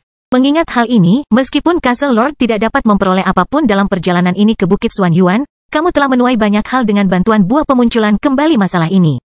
Setelah mendengar kata-kata Heller, Zhang Tai segera menyadari nilai dari buah pemunculan kembali masalah ini setelah menarik napas dalam-dalam. Saat penjelajahannya dalam situasi kemunculan kembali masalah diinterupsi oleh Bai Suxian, dia dibingungkan oleh kabut hitam di Istana Kekaisaran Negara Taixia. Oleh karena itu, Zhang Tai tidak menyadari nilai dari buah yang memunculkan kembali masalah ini untuk saat ini. Jika demikian, jika saya dapat menghasilkan situasi kemunculan kembali masalah di Sekte Fantasi Tai, bukankah saya akan dapat menelusuri semua keterampilan bertarung dan metode rahasia yang dikumpulkan di Sekte Fantasi Tai? Secara teoritis ya, namun, Tuan Kastil, apakah menurutmu 7 sekte teratas di negeri Taixia akan begitu saja menaruh metode rahasia mereka yang berharga di gedung seperti itu di Pulau Naga tersembunyi? Jika metode rahasia ini tidak perlu diwariskan melalui pencerahan, betapa berharganya metode-metode itu? Dengan kata lain, sebagai master dari Sekte Naga Besi, akankah penguasa kastil menaruh metode rahasia berharga itu ke dalam sebuah bangunan? Setelah mendengar kata-kata Heller, Zhang Tai langsung menyangkal pemikiran ini. Sungguh konyol untuk meletakkan semua metode rahasia yang berharga dalam satu gedung. Bukankah itu sama saja dengan mencari masalah? Ini hanya menarik kejahatan dan perampokan dan menetapkan target bagi musuh. Tidak peduli seberapa kokoh bangunannya, mereka bisa dihancurkan oleh pembangkit tenaga listrik tingkat ksatria. Jika mereka memiliki benda teleportasi luar angkasa, mereka sebaiknya memasukkan metode rahasia yang berharga ini ke dalam benda teleportasi luar angkasa dan mengaturnya oleh orang yang dapat diandalkan bahkan oleh master sekte itu sendiri. Aku punya benda teleportasi ruang angkasa dari sekte besar di negara Taixia, yaitu gudang rahasia Xuanwu di kuil jiwa berdarah. Menurut pengetahuan saya, di antara sekte-sekte besar itu, terdapat sesepuh pencerahan eksklusif yang bertanggung jawab menjaga berbagai metode rahasia. Adapun situasi di mana Istana Huaiyuan menempatkan metode rahasianya di sebuah bangunan di Pulau Naga tersembunyi, di satu sisi, klan Zhang dari Istana Huaiyuan memang tidak memiliki kelebihan benda-benda teleportasi luar angkasa, di sisi lain, sebagai seorang ksatria bumi, saya tahu bahwa metode rahasia yang dikumpulkan Istana Huaiyuan di Istana Naga tersembunyi sebenarnya tidak terlalu berharga karena lebih dari 90% metode rahasia tersebut terlihat murahan bagi orang-orang di atas level ksatria. Sutra Matahari Terputus, metode rahasia paling berharga di Istana Huaiyuan, juga tidak disimpan di Pulau Naga tersembunyi. Situasi kemunculan kembali masalah ini bersifat virtual. Oleh karena itu, ia tidak dapat mensimulasikan efek benda teleportasi luar angkasa. Oleh karena itu, semua item dalam item teleportasi luar angkasa tidak dapat dideteksi dalam situasi kemunculan kembali masalah. Dalam lingkungan khusus, buah kemunculan kembali masalah akan sangat berhasil. Namun, kecuali saya mulai menjadi penakut seperti kelinci dan tidak membunuh siapapun mulai sekarang, selama saya memicu aturan menghasilkan buah yang muncul kembali. Buah yang muncul kembali akan muncul secara otomatis. Namun, dalam Perang Suci, situasi keseluruhan di negara Taixia menjadi semakin aneh dan berbahaya dengan banyaknya kekuatan gelap yang melonjak. Berapa lama aku bisa bertahan untuk tidak membunuh iblis atau antek asosiasi tiga mata? Oleh karena itu, sulit bagiku untuk menyimpan 4 buah yang memunculkan kembali masalah terlalu lama. Lebih baik saya memainkan peran penuh mereka di Bukit Xuanyuan daripada menyia-nyiakannya di beberapa kesempatan dan adegan penting. Saya akan mengubah daerah pedalaman manusia ini menjadi situasi kemunculan kembali masalah terakhir saya dan menggunakan buah kemunculan kembali masalah terakhir untuk membunuh pelakunya. Tumor ganas di negara Taixia, untuk mendapatkan periode yang sempurna dan bermakna bagi keberadaan masalah terakhir kemunculan kembali buah-buahan. Ketika Zhang Tai memikirkan hal ini, perlahan-lahan dia merasa lega. Tak ada hasil tanpa usaha. Tidak ada yang sempurna termasuk cinta, kehidupan manusia, dan buah dari pohon kecil. Setelah memikirkannya dengan matang, Zhang Tai menunjukkan senyuman pahit sambil berkata kepada Heller, apakah masih ada buah lain yang habis? Heller, sebaiknya kau ingatkan aku terlebih dahulu agar aku tidak malu. Aku yakin Raja Kastil sudah merasakannya. Beberapa buah lain mungkin juga akan segera habis. Zhang Tai terdiam sebelum bertanya. Apakah itu buah penghakiman? Iya, setelah membunuh para bestard itu di kapal udara hukum emas dan kekuasaan, penguasa kastil memperoleh lebih banyak buah penghakiman. Setelah mengambil buah penghakiman ini, selain keterampilan pemisahan tubuh cerminmu, semua rune abadi lainnya telah dipromosikan menjadi alam tingkat master. Sejak saat itu, selama keterampilan pemisahan tubuh cermin Castle Lord dipromosikan ke alam tingkat master, kamu tidak akan mendapatkan buah penghakiman lagi. Ketika semua rune abadi lainnya dipromosikan ke alam tingkat master dan keterampilan pemisahan tubuh yang kuat muncul, Zhang Tai merasakan bahwa mungkin tidak ada buah penghakiman baru lagi. Setelah mendengar verifikasi verbal Heller, Zhang Tai memulihkan ketenangannya. Buah-buahan yang telah hilang atau akan hilang ini mengingatkan Zhang Tai pada elang yang perlahan-lahan tumbuh dari sarangnya. Suatu hari, mereka harus meninggalkan sarangnya yang menghalangi angin dan hujan dan mulai mengepakkan sayapnya di langit dengan cara yang mendominasi. Akulah elang itu. Pohon kecil adalah sarang tempat saya dibesarkan. Namun, aku tidak mempunyai terlalu banyak buah yang muncul kembali. Saya harus membuat rencana yang baik untuk menangani pelakunya. Saya harus membuat persiapan lain. Setelah memikirkannya selama beberapa menit di balkon, Zhang Tai diam-diam kembali ke kamarnya dan membersihkan dirinya. Setelah melakukan semua ini, dia melirik Bai Suxian yang sedang tertidur lelap sebelum meninggalkan ruangan tanpa bersuara. Zhang Tai tidak tahu bahwa Bai Suxian diam-diam meneteskan air mata saat dia menutup pintu dari luar. Kastil Besi Hitam bab 1116 menjadi waktu luang. Sekitar 1 jam kemudian, kerusakan mulai terjadi. Sebelum Zhang Tai kembali ke kamarnya dengan gerbong makan, dia mendengar isak tangis samar dari kamar. Hingga dia membuka pintu, isak tangisnya berhenti. Bai Suxian sedang memeluk bantal sambil duduk di kepala tempat tidur dengan air mata membasahi wajahnya. Dia berbalik dengan tatapan tercengang dan melihat Zhang Tai masuk dengan gerbong makan. Zhang Tai melihat sekeliling ruangan karena penasaran dan menemukan bahwa tidak ada orang lain di dalam. Segala sesuatu yang lain tetap tidak berubah. Apa yang salah? Dia bertanya pada Bai Suxian dengan heran. Kupikir kau meninggalkanku dan tidak menyukaiku lagi setelah mengetahui masa laluku. Bai Suxian berkata dengan malu. Apa yang Anda pikirkan? Zhang Tai tersenyum, aku baru saja bangun lebih pagi hari ini. Setelah menyadari bahwa kau belum mencicipi keahlian kulinerku, maka aku membuatkan sarapan untukmu. Saat aku memasuki dapur, para pelayan di istana baru saja selesai makan.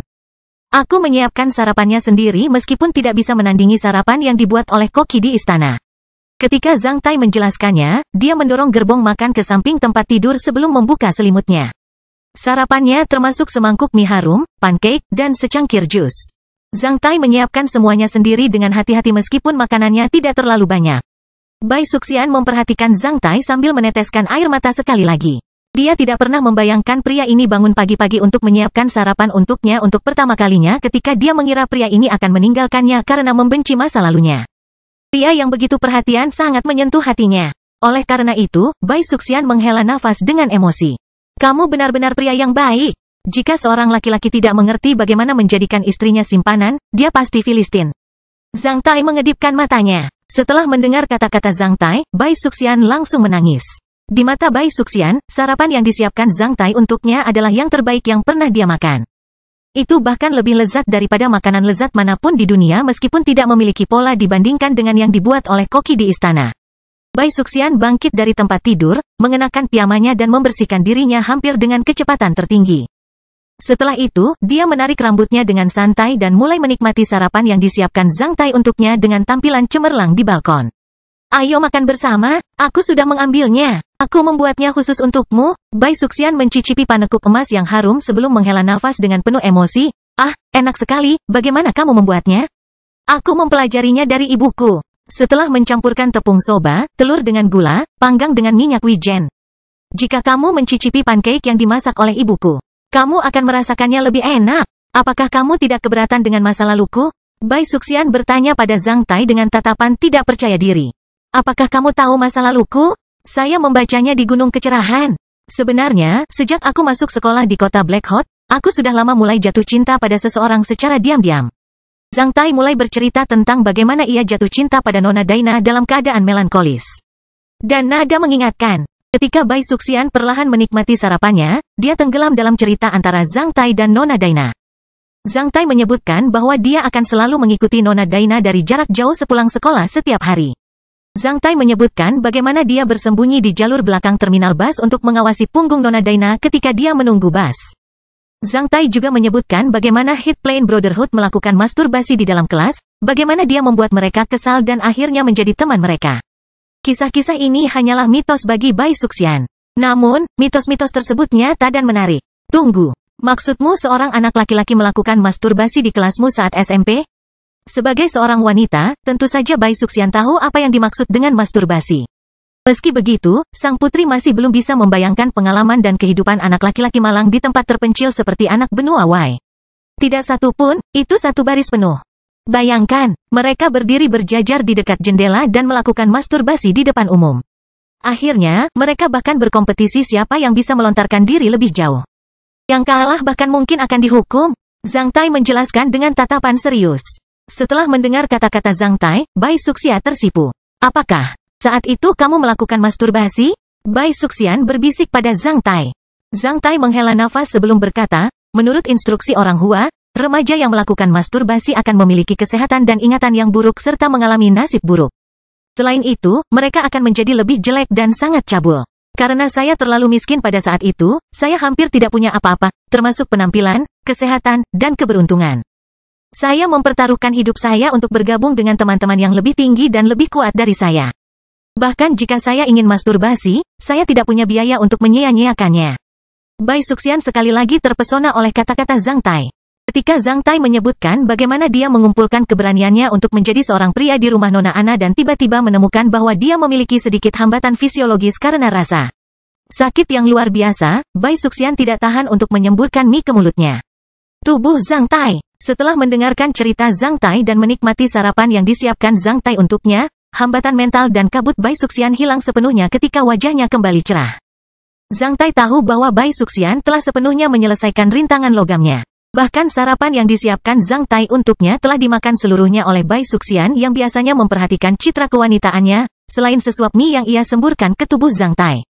Kisah Zhang Tai berakhir dengan ciuman ringan Nona Daina kepada seorang pria asing di prefektur Huaiyuan, yang juga mengakhiri semua ilusinya di masa mudanya. Dia melihat Nona Daina menemukan pasangan jiwanya. Aku sudah memberitahumu tentang masa laluku karena aku ingin kamu memahami bahwa setiap orang memiliki masa lalunya masing-masing. Tidak ada orang yang sempurna. Aku sangat senang bertemu denganmu, aku juga sangat menghargaimu. Jika masa lalu tidak bisa menjadi kenangan indahmu, Anggap saja itu sebagai pelajaran seperti digigit anjing gila dan hampir terkena rabies.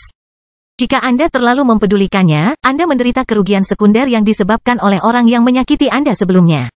Zhang Tai membuat kesimpulan dengan tulus. Bai Suxian mengangguk dengan tegas ketika ekspresi frustrasi dan lemahnya telah benar-benar hilang. Aku mengerti. Mari kita mengunjungi tempat lain hari ini. Saya diberitahu bahwa pertemuan harta karun di pasar emas dan tenaga akan sangat ramai. Karena pertemuan harta karun telah dimulai selama 2 hari, mari kita lihat ke sana. Zhang Tai memberitahu Bai Suxian dengan tampilan santai. Bagus, bagus. Aku akan segera mengganti 1 set pakaian.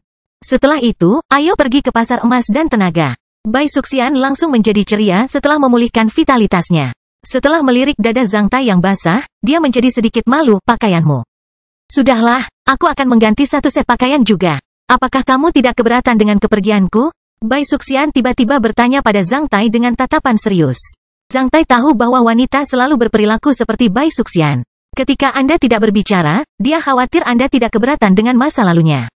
Wanita terlalu merepotkan. Dalam pola pikir wanita, jika pria sama sekali tidak mempermasalahkan masa lalunya, itu menandakan bahwa pria tersebut mungkin tidak benar-benar mencintainya.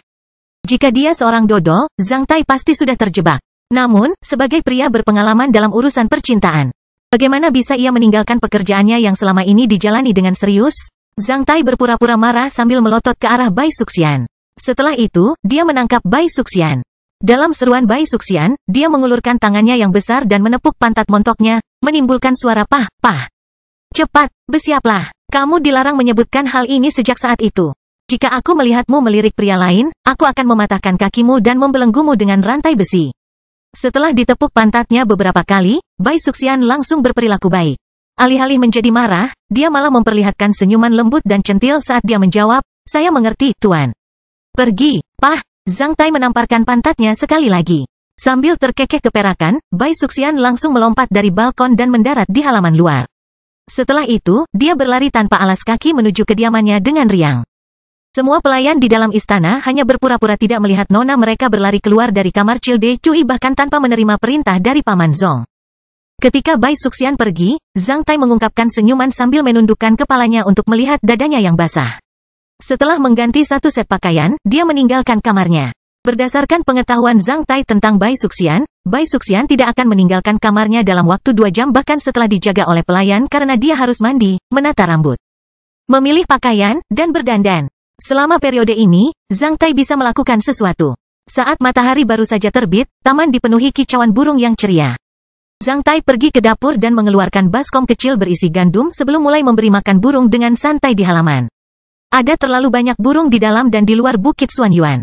Orang-orang bisa memberi makan burung di banyak tempat di kota. Memberi makan burung telah menjadi hobi baik tua maupun muda di Bukit Xuanyuan.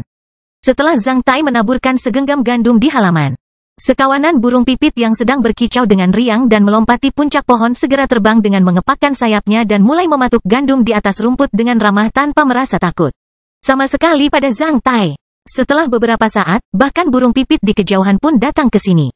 Ratusan burung pipit mulai mematuk gandum Zhang Tai di sekitarnya sambil mentweet. Tidak hanya burung pipit, bahkan merpati pun tiba hanya dalam beberapa menit. Kastil Besi Hitam bab 1117, 2 pengunjung tak diundang. Ketika Zhang Tai memberi makan burung-burung di taman, banyak pelayan dan penjaga di istana Lord Guangnan mendecakkan lidah mereka dengan heran dan memuji bahwa seorang ksatria bumi bisa begitu baik dan baik. Sebuah limusin hitam dengan plat nomor Bukit Xuanyuan memilikinya. Sudah memasuki jalan tambahan menuju Manor dari jalan utama di pagi hari. Seorang lelaki tua dan seorang pria parubaya yang cerdas berusia 30-an sedang duduk di kursi belakang limusin. Elder, apakah pertapa naga api itu tinggal di sini? Pria parubaya itu tidak tahan untuk bertanya kepada lelaki tua itu ketika dia melihat istana megah dan taman yang subur. Bukankah klan kita sudah menyelidiki latar belakangnya? Dia lahir di Provinsi Yongzhou dan tidak memiliki dasar. Bahkan jika bumi ksatria ini telah melakukan beberapa eksploitasi militer di alam elemen tanah. Bagaimana dia bisa memiliki istana yang begitu megah di Bukit Xuanyuan? Istana ini bahkan sedikit lebih besar daripada istana klan Guan kita di Bukit Xuanyuan. Tidaklah mengherankan jika seorang ksatria memiliki 10.000 istana megah seperti ini di luar Bukit Xuanyuan. Namun, di Bukit Xuanyuan, rumah megah seperti itu sungguh menakjubkan. Melihat dinding halaman yang tinggi seputih salju dan lonceng tembaga peringatan khusus yang diam-diam diatur di dinding halaman, lelaki tua itu tersenyum. Karena Anda baru saja berada di Bukit Xuanyuan selama beberapa hari, Anda mungkin tidak tahu tentang tata letak kekuatan di Bukit Xuanyuan. Istana ini milik Istana Lord Guangnan di Bukit Xuanyuan, bukan milik Pertapa Naga Api. Tidak mudah bagi seorang ksatria bumi baru untuk memiliki istana pribadi yang megah di Bukit Xuanyuan. Pria parubaya itu langsung menjawab, apakah Pertapa Naga Api mencari perlindungan pada Lord Guangnan? Tidak. Pertapa Naga Api mungkin benar-benar menantu Lord Guangnan. Orang tua itu menggelengkan kepalanya. Aku tidak menyangka Pertapa Naga Api bisa seberuntung itu. Pria parubaya itu memperlihatkan ekspresi kagum. Jika seseorang tidak memiliki keseluruhan kekuatan yang sesuai, maka percuma saja meskipun ia memiliki keberuntungan yang cukup bagus. Jika Pertapa Naga Api tidak memiliki keseluruhan kekuatan yang besar, bagaimana ia bisa memenangkan taruhan dengan nenek moyang klan Guan kita? Bahkan nenek moyang kami menyuruh kami melakukan pekerjaan ini dengan baik. Setelah mendengar kata-kata tetua itu, pria parubaya itu merasakan hatinya sakit sekali lagi. Ini adalah tanah hadiah seluas lebih dari 600 mil persegi dan 10 kota. Berapa biayanya? Klan Guan kami tidak menghasilkan uang dengan mudah. Kami sudah punya ratusan ribu orang yang bermarga Guan untuk hidup, ditambah kerabat dan tanggungan keluarga mereka. Saya khawatir hanya nenek moyang kita yang berani bertaruh dengan taruhan setinggi itu. Saya diberitahu bahwa beberapa tetua cabang telah bertengkar di asosiasi tetua klan. Lelaki tua itu menjawab dengan harem yang keras karena rasa tidak puasnya. Mereka membuat keributan hanya karena hal sepele seperti itu. Pikir yang picik, wajah nenek moyang kita tidak akan pernah bisa ditandingi oleh 10 kota dan tanah seluas lebih dari 600 mil persegi. Bukankah kita nenek moyang kita melihatnya lebih jelas daripada mereka? Meskipun nenek moyang kita telah mengakui bahwa dia kalah taruhan, apakah dia perlu mendengarkan pendapat mereka? Selain itu, sekarang nenek moyang kita bisa menghadiahkan Pertapa Naga Api dengan hal-hal seperti itu. Itu menandakan bahwa naga api pertapa itu pasti mempunyai kemampuan khusus yang dipuji oleh nenek moyang kita. Orang ini pasti luar biasa jika dia bisa naik pangkat menjadi seorang ksatria bumi hanya setelah memasuki alam elemen tanah selama beberapa tahun. Itu sebabnya nenek moyang kita menyuruh kita melakukan pekerjaan ini dengan sangat sungguh-sungguh. Kamu benar, tetua. Tanpa nenek moyang, klan Guan kita tidak akan pernah sejahtera. Kita harus menyelamatkan muka nenek moyang kita meskipun kita harus melepaskan tembakan terakhir di loker. Apalagi itu hanya sedikit. Bertaruh. Selama nenek moyang kita mendukung kita, klan Guan kita akan aman dan sejahtera. Jika nenek moyang kita bisa naik pangkat menjadi ksatria surgawi, klan Guan kita akan jauh lebih makmur. Mereka hanya melakukan tawar-menawar dengan para tetua lainnya di tetua asosiasi ketika kakek tua tidak ada di sana. Dalam analisis terakhir, mereka melakukan itu hanya untuk kepentingan klan mereka. Jika nenek moyang ada saat ini, mereka bahkan tidak berani melawan angin. Ketika mereka berbincang, kendaraan telah sampai di gerbang istana Lord Guangnan. Ketika seorang penjaga mendekat untuk menanyakan identitas mereka, pengemudi membagikan kartu undangan. Setelah beberapa saat, gerbang istana telah dibuka sementara kendaraan ini masuk ke dalam. Paman Zong tiba di sisi Zhang Tai dan berdiri di samping dengan tenang, memperhatikan Zhang Tai memberi makan burung pipit dan merpati yang mengelilinginya. Sebelumnya, Paman Zong berpikir bahwa Zhang Tai mungkin akan menguasai beberapa keterampilan mengendalikan hewan, oleh karena itu, dia tertarik memberi makan hewan-hewan kecil tersebut. Itu juga merupakan metode budidaya khusus tentang pengendalian hewan. Namun, setelah mengamati gerakan Zhang Tai beberapa saat, dia tidak menemukan jejak bahwa Zhang Tai bisa mengendalikan hewan. Karena Paman Zong datang dari perbatasan selatan negara Taixia, di mana terdapat sejarah panjang mengenai pengendalian hewan.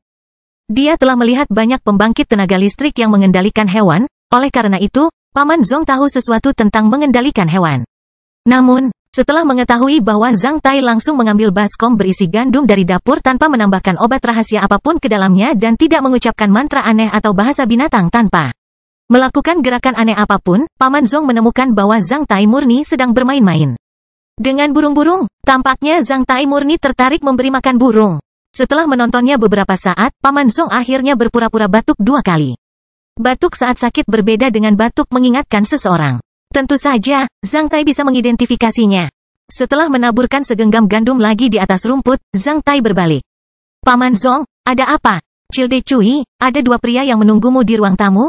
Zhang Tai tersenyum. Apakah Heavens Holding Pavilion berani menemukan masalah di sini? Mereka bukan dari Pavilion Heavens Holding, tapi dari klan Guan milik Lord Mingwu.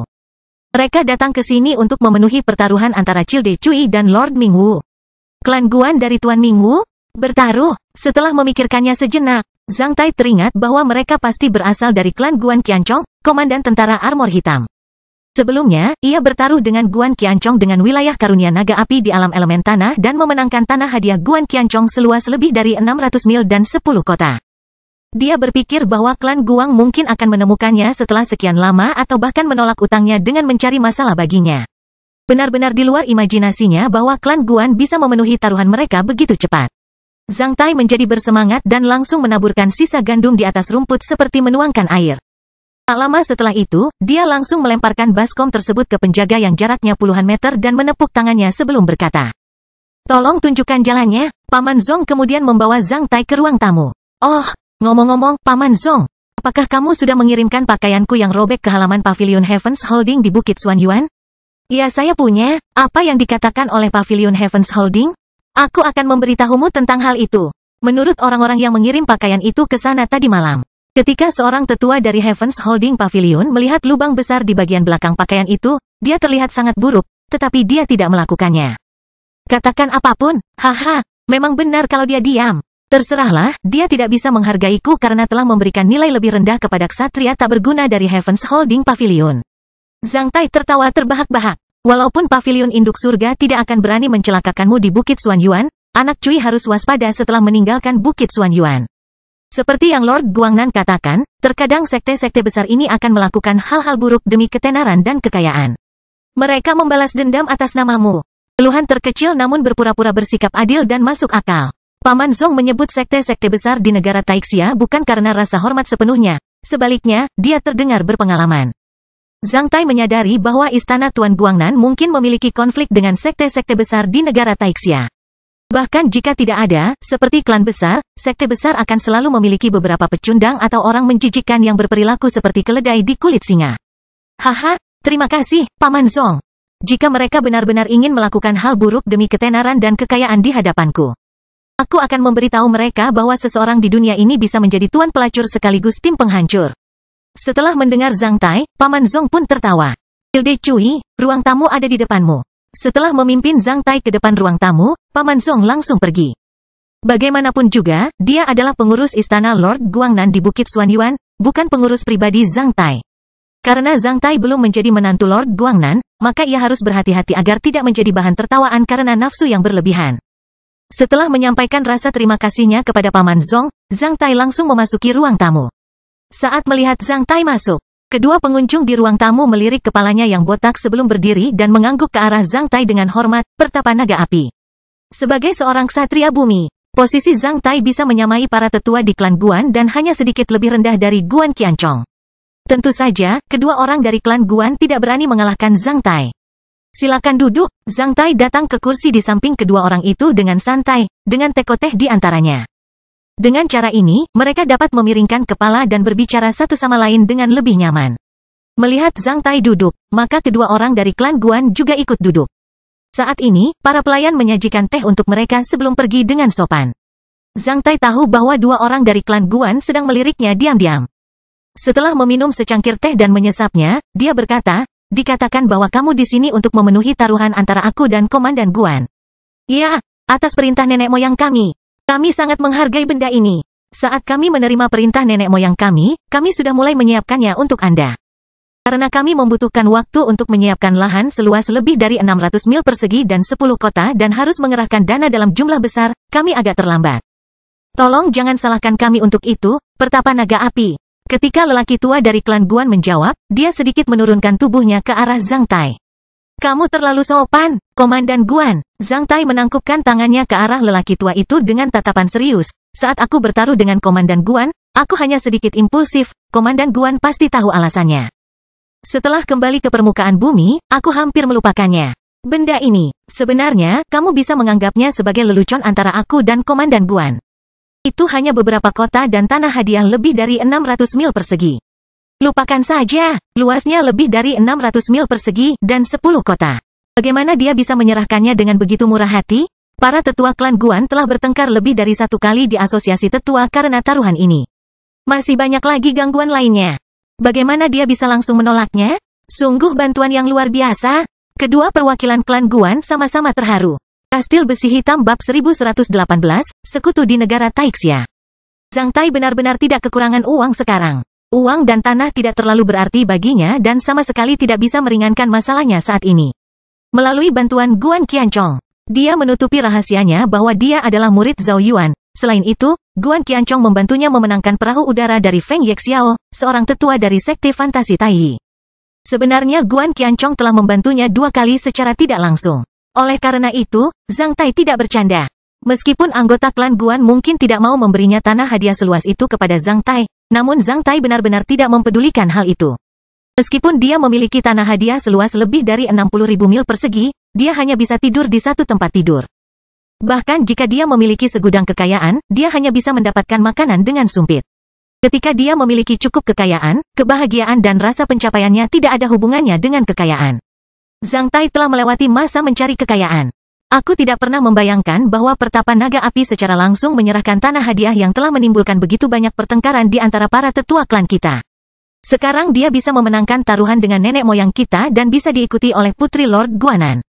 Dia memang bukan orang biasa. Kedua orang dari klan Guan saling melirik satu sama lain saat mereka berdua melihat tatapan kagum dan malu satu sama lain dan menunjukkan sedikit rasa hormat kepada Zhang Tai dengan tulus. Pertapa naga api, kamu terlalu murah hati. Tetua dari klan Guan menangkupkan tangannya ke arah Zhang Tai dengan tatapan serius. Terima kasih atas niat baikmu, pertapa naga api. Namun, karena ini adalah penghargaan yang kau menangkan dari Guan Qianchong, maka nenek moyang klan Guan dan nenek moyang kita telah memberitahukannya kami melakukan pekerjaan ini dengan baik. Kami telah membawakan Anda dokumen yang relevan. Ketika tetua Guan ini mengucapkannya, dia menarik tangannya ke atas meja sementara beberapa dokumen tebal muncul di teko teh di antaranya. Dokumen-dokumen ini dibuat dari bahan khusus yang lebih tua dari kertas perak. Semua dokumen memancarkan cahaya keemasan gelap. Selain itu, terdapat tanda air dan butiran cekung cembung 3 dimensi pada permukaan dokumen tersebut, menjadikan setiap kertas dokumen tersebut unik. Umumnya, butiran khusus ini akan muncul pada uang kertas emas dengan nilai nominal yang sangat besar. Kontrak bahkan akan ditandai dengan kode rahasia yang hanya dapat diidentifikasi oleh mesin pembeda dan melewati notaris dan cadangan dari otoritas terkait di negara Taixia. Setiap koreksi harus melalui serangkaian prosedur, oleh karena itu, sangat sulit untuk memalsukannya. Tetua Guan mengambil dokumen pertama. Dokumen ini adalah sertifikat kepemilikan seluruh tanah di pegunungan Yangui selain wilayah karunia naga api. Menurut nenek moyang, klan Guan kami membeli sisa wilayah pegunungan Yangui seluas 1 juta mil persegi sebagai kompensasi untuk taruhannya. Setelah meletakkan dokumen pertama di depan Zhang Tai, tetua Guan mengambil dokumen kedua. Dokumen ini adalah laporan penilaian aset tentang total nilai 10 kota di dalam wilayah karunia naga api yang dibuat oleh 4 lembaga penilai aset utama di negara Taixia. Nilai total 10 kota tersebut bervariasi dari 664 juta koin emas hingga 683 juta koin emas. Mereka telah sepenuhnya mempertimbangkan biaya investasi untuk sistem logistik lalu lintas. Premi aset perkotaan yang dihasilkan oleh sistem komersial alami dan dividen demografis, serta biaya pembangunan perkotaan saat ini di negara Taixia. 4 lembaga penilai aset utama ingin mengambil alih jaminan tersebut tanggung jawab atas kerugian yang akan Anda derita karena penerapan laporan penilaian mereka. Klan Guan mengadopsi nilai maksimal aset Anda yang dibuat oleh 4 lembaga penilai aset utama di negara Taixia. Setelah meletakkan dokumen kedua di depan Zhang Tai, tetua Guan mengambil dokumen ketiga. Ini adalah dokumen tentang hak penarikan yang diserahkan dari Federasi Bank Rakyat Hua. Siapapun yang memiliki dokumen ini dapat menarik simpanan 690 juta koin emas atau logam mulia dengan jumlah nilai yang sama dari bank manapun di Federasi Bank Rakyat Hua. Hua Federasi Bank Rakyat akan memberikan jaminan untuk sejumlah uang ini. Setoran 690 juta koin emas telah dioptimalkan. Jika tidak ditarik, itu akan menjadi simpanan tetap di bank. Anda akan menikmati tingkat bunga simpanan tetap. Jika Anda ingin menariknya sebagian, maka sebagian deposit yang Anda tarik akan sesuai dengan tingkat bunga saat ini sedangkan sisa deposit masih tetap pada tingkat bunga tetap. Jumlah uang ini sama dengan kompensasi taruhan 10 Anda kota. Beginilah perilaku klan-klan besar di negara Taixia. Melihat 3 dokumen di depannya, Zhang Tai menghela nafas dengan emosi, bagus sekali. Itu sempurna. Luas daratan di pegunungan yang wilayahnya jauh lebih besar daripada wilayah karunia naga api miliknya. Hak penarikan 690 juta koin emas lebih berharga daripada 10 kota di wilayah karunia naga api. Setelah memikirkannya sebentar, Zhang Tai hanya mengambil dokumen kepemilikan sisa tanah di pegunungan Yangui sambil mendorong 2 dokumen lainnya kembali ke depan tetua Guan dengan tegas. Setelah itu, dia berkata, saya hanya ingin mengambil sisa tanah di pegunungan Yangui. Tolong ambil kembali hak penarikan 690 juta koin emas. Saya bermaksud berteman dengan klan Guan, apakah klan Guan akan membantu saya? Kedua orang dari klan Guan saling melirik. Tetua Guan kemudian menjawab dengan ekspresi agak malu. Karena kami mengikuti perintah nenek moyang kami. Saya benar-benar tidak bisa mengambil keputusan. Bisakah kamu menghubungi Komandan Guan sekarang? Saya akan berbicara dengannya, Zhang Tai berkata sambil melirik cincin jari di tangan tetua Guan. Cincin perak di jari itu lebar. Ada beberapa butiran persegi yang indah di sekitar cincin jari. Dibandingkan dengan cincin jari kristal penginderaan jarak jauh pada umumnya. Cincin jari ini tampak lebih halus dan senior karena terintegrasi dengan lebih dari satu kristal penginderaan jarak jauh berkualitas tinggi. Dengan cincin jari seperti itu, dia bisa menghubungi banyak orang dalam waktu bersamaan. Zhang Tai memperkirakan bahwa tetua Guan ini mungkin bisa menghubungi Guan Qianchong secara langsung. Oleh karena itu, dia mengajukan pertanyaan ini. Baiklah, aku akan segera menghubungi nenek moyang kita. Penatua Guan mengangguk sebelum melirik dokumen tentang hak penarikan 690 juta koin emas. Itu 10 kota. Jika dia bisa menyelamatkan 10 kota untuk klan Guan setelah menghubungi nenek moyangnya, tetua Guan ini pasti akan dengan senang hati melakukannya. Seperti alat pesan instan, mereka dapat berkomunikasi satu sama lain melalui kristal penginderaan jauh dengan sangat nyaman. Setelah menyuntikkan energi spiritualnya ke dalam satu kristal penginderaan jauh, tetua Guan terdiam selama 1 menit di depan Zhang Tai. Setelah itu, dia menjadi yakin ketika dia melepas cincin jari itu dan memberikannya kepada Zhang Tai. Sementara itu, dia menunjuk pada satu butir persegi di cincin jarinya sebelum berkata, "Kamu bisa menghubungi nenek moyang saya dengan kristal penginderaan jauh ini dalam kode biasa universal?" Setelah mengambil cincin jari itu, Zhang Tai segera menyuntikkan energi spiritualnya ke dalam kristal penginderaan jauh itu dan mengirimkan pesan kepada lawannya. "Hai, Komandan Guan, saya Cui Li, Pertapa Naga Api, menurut juniorku. Kamu akan menerima sisa tanah di pegunungan Yangui. Namun, kamu ingin mengembalikan hak penarikan 690 juta koin emas itu kepada kami." Mengingat diksi yang sopan, Zhang Tai tahu bahwa itu pasti Guan Qianchong. "Ya, kenapa? Apakah kamu takut klan Guan tidak mampu membelinya atau punya tujuan lain?" "Haha, apa tujuanku dari klan Guan? Aku punya cukup tanah dan uang. Apakah aku ingin menjadi menantu klan Guan atau bagaimana?" Zhang Tai bercanda dengan Guan Qianchong. "Jika kamu benar-benar ingin menjadi menantu klan Guan, mengingat 10 kota yang kamu kembalikan ke klan Guan, aku berjanji kepadamu bahwa kamu dapat memilih 100 wanita dari generasi muda klan Guan sebagai istrimu." "Bagaimana kalau dia?" Zhang Tai hampir tercekik oleh kata-kata Guan Qianchong. Adapun Guan Qianchong, juniornya hanyalah soal figur. Meskipun orang-orang itu memiliki garis keturunan yang sama, tidak ada yang serius baginya untuk memberikan 100 garis keturunan kepada orang lain. Mentalitas yang luar biasa. Apakah itu mentalitas seorang kaisar atau ratu semut? "Haha, Komandan Guan, saya tidak akan bercanda dengan Anda. Ambil saja 690 juta koin emas sebagai imbalan atas bantuan Anda. Tanpa perawatan Anda, saya hampir tidak bisa memenangkan perahu udara dari sekte fantasi Tai di Benteng Singa. Saya selalu memberikan kebaikan untuk kebaikan dan kebencian demi kebencian. Itu alasan yang bagus. Saya senang Anda tidak ingin 690 juta koin emas jika junior picik di klan Guan bertengkar satu sama lain di rumah yang benar-benar membosankan. Kami para ksatria tidak menghargainya. Uang terlalu banyak. Semakin tinggi level ksatria, semakin mereka mengabaikan benda-benda emas dan putih itu. Sebaliknya, rakyat jelata berpikir bahwa nilai uang tidak terbatas. Di jalan budidaya, semakin tidak menjanjikan orang-orang, semakin mereka akan menghargai uang.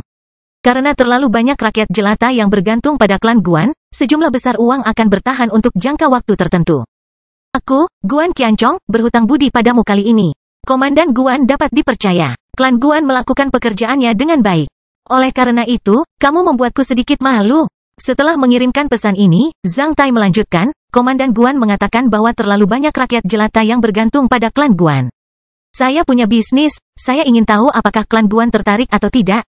Seberapa besar bisnisnya? Mengingat kemampuan klan Guan, jika kamu ingin melakukan itu, kamu bisa dengan mudah menghasilkan 100-200 juta koin emas setahun. Jika seseorang bisa menghasilkan banyak uang dengan mudah, bisnis tersebut pasti ilegal atau melanggar hukum universal. Klan Guan mengetahui banyak bisnis seperti ini, banyak orang juga ingin bekerja sama dengan klan Guan. Namun, klan Guan tidak akan pernah menghasilkan uang sebanyak itu. Bahkan jika kita mati kelaparan, kata-kata Guan Qianchong berubah tajam. Zhang Tai menjawab sambil tersenyum, Komandan Guan, Anda benar. Namun selain ilegal dan melanggar hukum universal, sebenarnya ada bisnis lain yang eksklusif, cemerlang, dan legal yang dapat menghasilkan banyak uang bagi Anda. Bukankah klan Guan akan melakukannya, bisnis seperti itu? Apakah ada bisnis seperti ini di negara Taixia? Sebelumnya tidak ada, tapi sejak aku di sini, ada. Jika Anda ingin bekerja sama dengan klan Guan menginginkan keuntungan 50% karena bisnis ini berada di negara Taixia.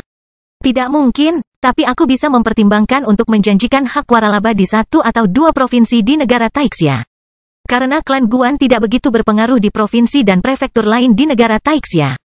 Aku akan memilih mitra kerja sama lainnya. Dengan hanya waralaba yang ada di beberapa provinsi. Bisakah klan Guan dengan mudah menghasilkan 100-200 juta koin emas setahun?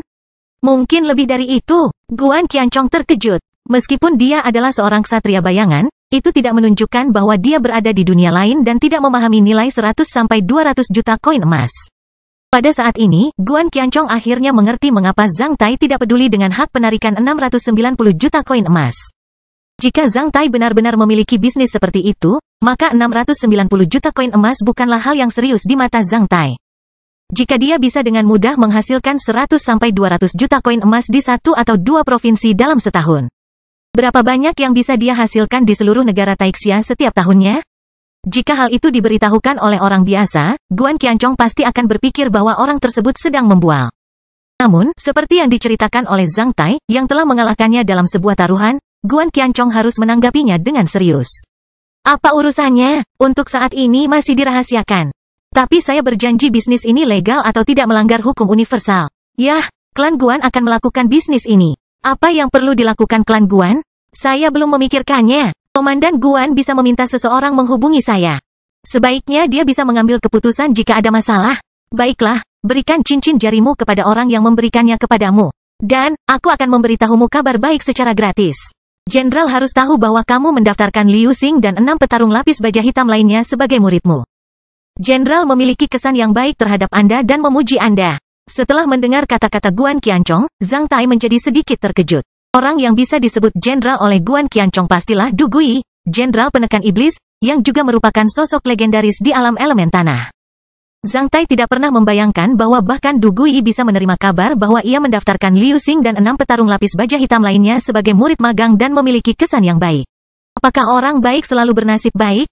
Ketika Zhang Tai menghubungi Guan Qianchong, kedua perwakilan klan Guan tidak mengetahui apa yang dikatakan Zhang Tai kepada nenek moyang klan Guan. Karena para ksatria memiliki energi dan kesadaran spiritual yang sangat kuat, meskipun mereka menggunakan kode sederhana, mereka masih dapat berkomunikasi lebih cepat daripada melalui mulut. Hanya setelah mengambil cincin jari itu selama setengah menit, Zhang Tai mengembalikannya kepada tetua Guan Clan. Hanya setelah mengambil cincin jari itu selama beberapa detik, tetua Guan melirik Zhang Tai dengan terkejut. Tak lama setelah itu, tetua Guan ini menarik napas dalam-dalam sebelum berdiri dengan tatapan serius sekali lagi. Di bawah tatapan kagum dari perwakilan Guan lainnya, dia membungkuk dalam-dalam ke arah Zhang Tai. Menurut nenek moyang kita, aku, Guan Qianyu akan tinggal bersama pertapa naga api untuk pesananmu mulai hari ini. Baru pada saat itulah Zhang Tai mengetahui bahwa tetua Guan ini bernama Guan Qianyu. Mengingat nama ini, Zhang Tai segera mengetahui bahwa kata yang mewakili ksatria Guan adalah Qian. Oleh karena itu, semua ksatria manusia dengan kata Qian di tengah nama mereka haruslah ksatria dari klan Guan. Di negara Taixia, sebuah bisnis yang dapat menghasilkan ratusan juta koin emas per tahun pasti akan menarik perhatian para tetua klan setingkat ksatria. Melihat tetua Guan yang membungkuk ke arahnya, Zhang Tai tahu bahwa dia akhirnya mendapatkan sekutu kuat pertamanya di negara Taixia. Kastil besi hitam bab 1119 memasang jebakan. Setelah kawanan burung pipit dan merpati di istana memakan gandum yang disebarkan Zhang Tai di atas rumput, mereka terbang dengan mengepakkan sayapnya. Setelah terbang mengelilingi taman sebentar, mereka terbang keluar dari tembok tinggi istana menuju jauh. Merpati bisa mencapai ketinggian saat mereka terbang ke langit dalam sekejap mata. Kawanan burung pipit terbang sambil berkicau. Di antara burung pipit itu, beberapa burung pipit yang sangat kuat dan mudah terbang menuju kota kekaisaran kaisar. Karena terlalu banyak burung di Bukit Xuanyuan, tidak ada yang memperhatikan pergerakan beberapa burung pipit dan merpati. Ketika sekawanan burung terbang dari istana, Zhang Tai dan Bai Suxian baru saja meninggalkan istana dengan limusin hitam. Suara burung pipit yang mengepakkan sayapnya di langit menarik perhatian Bai Suxian. Bai Suxian kemudian berbalik dan menyaksikan burung pipit terbang di atas puncak pohon. Baru setelah kawanan burung pipit menghilang, Bai Suxian berbalik dan memperhatikan Zhang Tai sambil tersenyum, katanya kamu baru saja memberi makan burung di taman. Haha, aku hanya menunggumu dengan bermain burung. Zhang Tai menjelaskan dengan santai. Bisakah kamu mengendalikan binatang? Adik perempuan itu bertanya dengan serius. Setelah mendengar pertanyaan itu, jantung Zhang Tai berdebar kencang. Apakah gerakan sepeleku diketahui oleh Bai Suxian? Tidak mungkin, meskipun saya sedang memberi makan burung. Saya memulai dua metode rahasia di bagian keuntungan dan bagian kontrol dari Sekte Hutan Belantara Besar secara diam-diam. Adapun metode rahasia di bagian keuntungan, saya membentuk rune khusus dalam gandum melalui pertempuran Ki dan membantu beberapa memperkuat kesehatan beberapa burung pipit. Setelah itu, saya mengontrolnya menggunakan metode rahasia bagian kontrol. Saya menjadikan mereka telinga dan mata saya sehingga mereka dapat meningkatkan atau memperbesar pasukan mereka di luar. Bagaimana dia bisa menyadari bahwa saya menggunakan metode rahasia Great Wilderness Sect? Metode rahasia di Great Wilderness Sect adalah metode rahasia dalam mengendalikan hewan. Semua metode rahasia di Great Wilderness Sect tidak digunakan lagi. Kecuali Bai Suxian juga telah mempelajari sekte alam liar besar dan memiliki pencapaian yang lebih besar daripada saya dalam hal itu. Dia tidak akan pernah bisa menemukannya. Mengapa kamu bertanya padaku tentang ini? Zhang Tai bertanya dengan santai. Tahukah kamu bahwa aku juga telah mempelajari beberapa keterampilan mengendalikan hewan? Tentu saja, aku tahu. Ketika berada di alam elemen tanah, aku melihat bahwa kamu mempunyai seekor laba-laba merah sebagai penjaga pintumu. Akhirnya, aku bahkan dibius oleh rohmu dan diperkosa olehmu. Reputasi baikku hancur total olehmu dalam semalam. Zhang Tai menghela nafas panjang. Siapa yang bisa membayangkan bahwa seorang adik perempuan bisa memasukkan ramuan cinta ke dalam roh seorang pria? Namun, aku menemukan hal yang sangat beruntung. Berhenti, Bai Suxian memukul Zhang Tai sekali dengan ekspresi malu-malu. Zhang Tai tertawa terbahak-bahak. Mereka duduk di kursi belakang yang terpisah dari kursi depan, oleh karena itu, mereka tidak takut perkataan mereka disadap oleh pengemudi. Saya sungguh-sungguh, Bai Suxian berubah serius. Jika seorang kesatria menguasai suatu keterampilan mengendalikan hewan, itu akan sangat berguna dalam keadaan darurat. Di alam elemen tanah, bahkan sedikit keterampilan mengendalikan hewan akan lebih berguna daripada memiliki semangat tempur LV-15 sebagai milikku. Petugas di tempat tersembunyi. Saya belajar cara mengendalikan hewan dari seorang tamu di rumah ayah saya. Meski hanya sedikit, itu sudah cukup di lingkungan khusus. Jika Anda ingin mempelajarinya, selanjutnya Anda bisa pergi ke rumah Tuan Guangnan bersama saya waktu, aku akan memberitahu ayahku dan memintamu mempelajari beberapa keterampilan mengendalikan hewan dari tamu mansion. Apapun, semakin banyak keterampilan yang kamu kuasai, semakin aman kamu. Setelah mempelajari beberapa keterampilan mengendalikan hewan, kamu akan sedikit lebih aman di alam elemen tanah jika kamu pergi ke sana di masa depan. Ternyata Bai Suxian akan memperkenalkan guru keterampilan pengendalian hewannya kepadaku. Zhang Tai terlalu terkejut. Setelah mengetahui maksud Bai Suxian, Zhang Tai langsung menghela nafas. Meskipun ia tahu bahwa Bai Suxian mempunyai niat yang baik, namun Zhang Tai masih merasa hal itu agak lucu. Selama aku punya waktu luang, aku bisa mengembangkan sekte hutan belantara besar. Hanya masalah waktu bagiku untuk mencapai puncaknya. Keterampilan mengendalikan hewan. Mengapa saya mempelajari keterampilan mengendalikan hewan yang lebih rendah? Meskipun Zhang Tai berpikir seperti ini, dia tidak bisa memberitahu Bai Suxian apa yang dia pikirkan. Terutama ketika Bai Suxian sangat bersemangat. Oleh karena itu, Zhang Tai hanya melakukan apa saja. Tentu saja bisa. Tidak ada salahnya mempelajari sedikit keterampilan mengendalikan hewan. Ketika aku pergi ke rumah Lord Guangnan bersamamu di masa depan, aku bisa mempelajarinya dari instruktur tamu di rumah besar itu. Dan, aku mendengar bahwa mengendalikan hewan keterampilan adalah pengetahuan utama di perbatasan selatan negara Taixia. Sebelumnya, ketika sekte hutan belantara besar tidak dimusnahkan, keterampilan mengendalikan hewan didominasi di perbatasan selatan negara Taixia. Banyak tetua dari sekte hutan belantara besar bahkan memiliki monster bermutasi setingkat ksatria saat pertempuran mereka berlangsung pada saat itu. Banyak ksatria binatang bermutasi tingkat memiliki kemampuan khusus yang bahkan lebih kuat daripada ksatria pada umumnya. Selain itu, mereka memiliki telepati dengan para tetua dari sekte hutan belantara besar, oleh karena itu, ketika dalam pertarungan, salah satu tetua tingkat ksatria dari sekte hutan belantara besar dapat dengan mudah mengalahkan lebih banyak lagi. Dari dua ksatria biasa, binatang bermutasi tingkat ksatria, apakah ada binatang bermutasi tingkat tinggi di perbatasan selatan? Tentu saja, ada banyak binatang yang bermutasi di banyak tempat di negara Taixia. Namun, banyak binatang yang bermutasi telah diburu atau diusir selama ratusan tahun terakhir karena mereka terlalu dekat dengan kota dan tempat tinggal manusia serta menimbulkan ancaman besar bagi manusia. Atau manusia memiliki nilai khusus. Oleh karena itu, kami hampir tidak dapat melihatnya sekarang. Namun, perbatasan selatan negara Taixia ditutupi dengan banyak gunung besar, gua pegunungan yang padat, dan jurang yang dalam. Ini benar-benar surga bagi binatang bermutasi dan berbagai hewan. Setelah memasuki tempat itu, bahkan para ksatria bumi tidak bisa pergi dengan selamat, apalagi rakyat jelata. Sekarang monster dan tetua yang bermutasi dari sekte hutan belantara besar di perbatasan selatan begitu kuat. Bagaimana sekte hutan belantara besar bisa dimusnahkan oleh orang lain? Saya diberitahu oleh guru pengontrol hewan bahwa sekte hutan belantara besar memang mendominasi perbatasan selatan sebelumnya. Sekte alam liar besar memberikan perhatian khusus pada pengembangan keterampilan pengendalian hewan dan sepenuhnya meninggalkan pengembangan keterampilan pertempuran. Banyak orang yang iri dengan sutra hutan belantara besar dari sekte hutan belantara besar yang merupakan harta karun tertinggi. Belakangan, hutan belantara besar sekte jatuh dari puncak kekuasaannya dan akhirnya dimusnahkan oleh kekuatan yang mendominasi dalam semalam. Ini adalah kasus penangguhan di negara Taixia.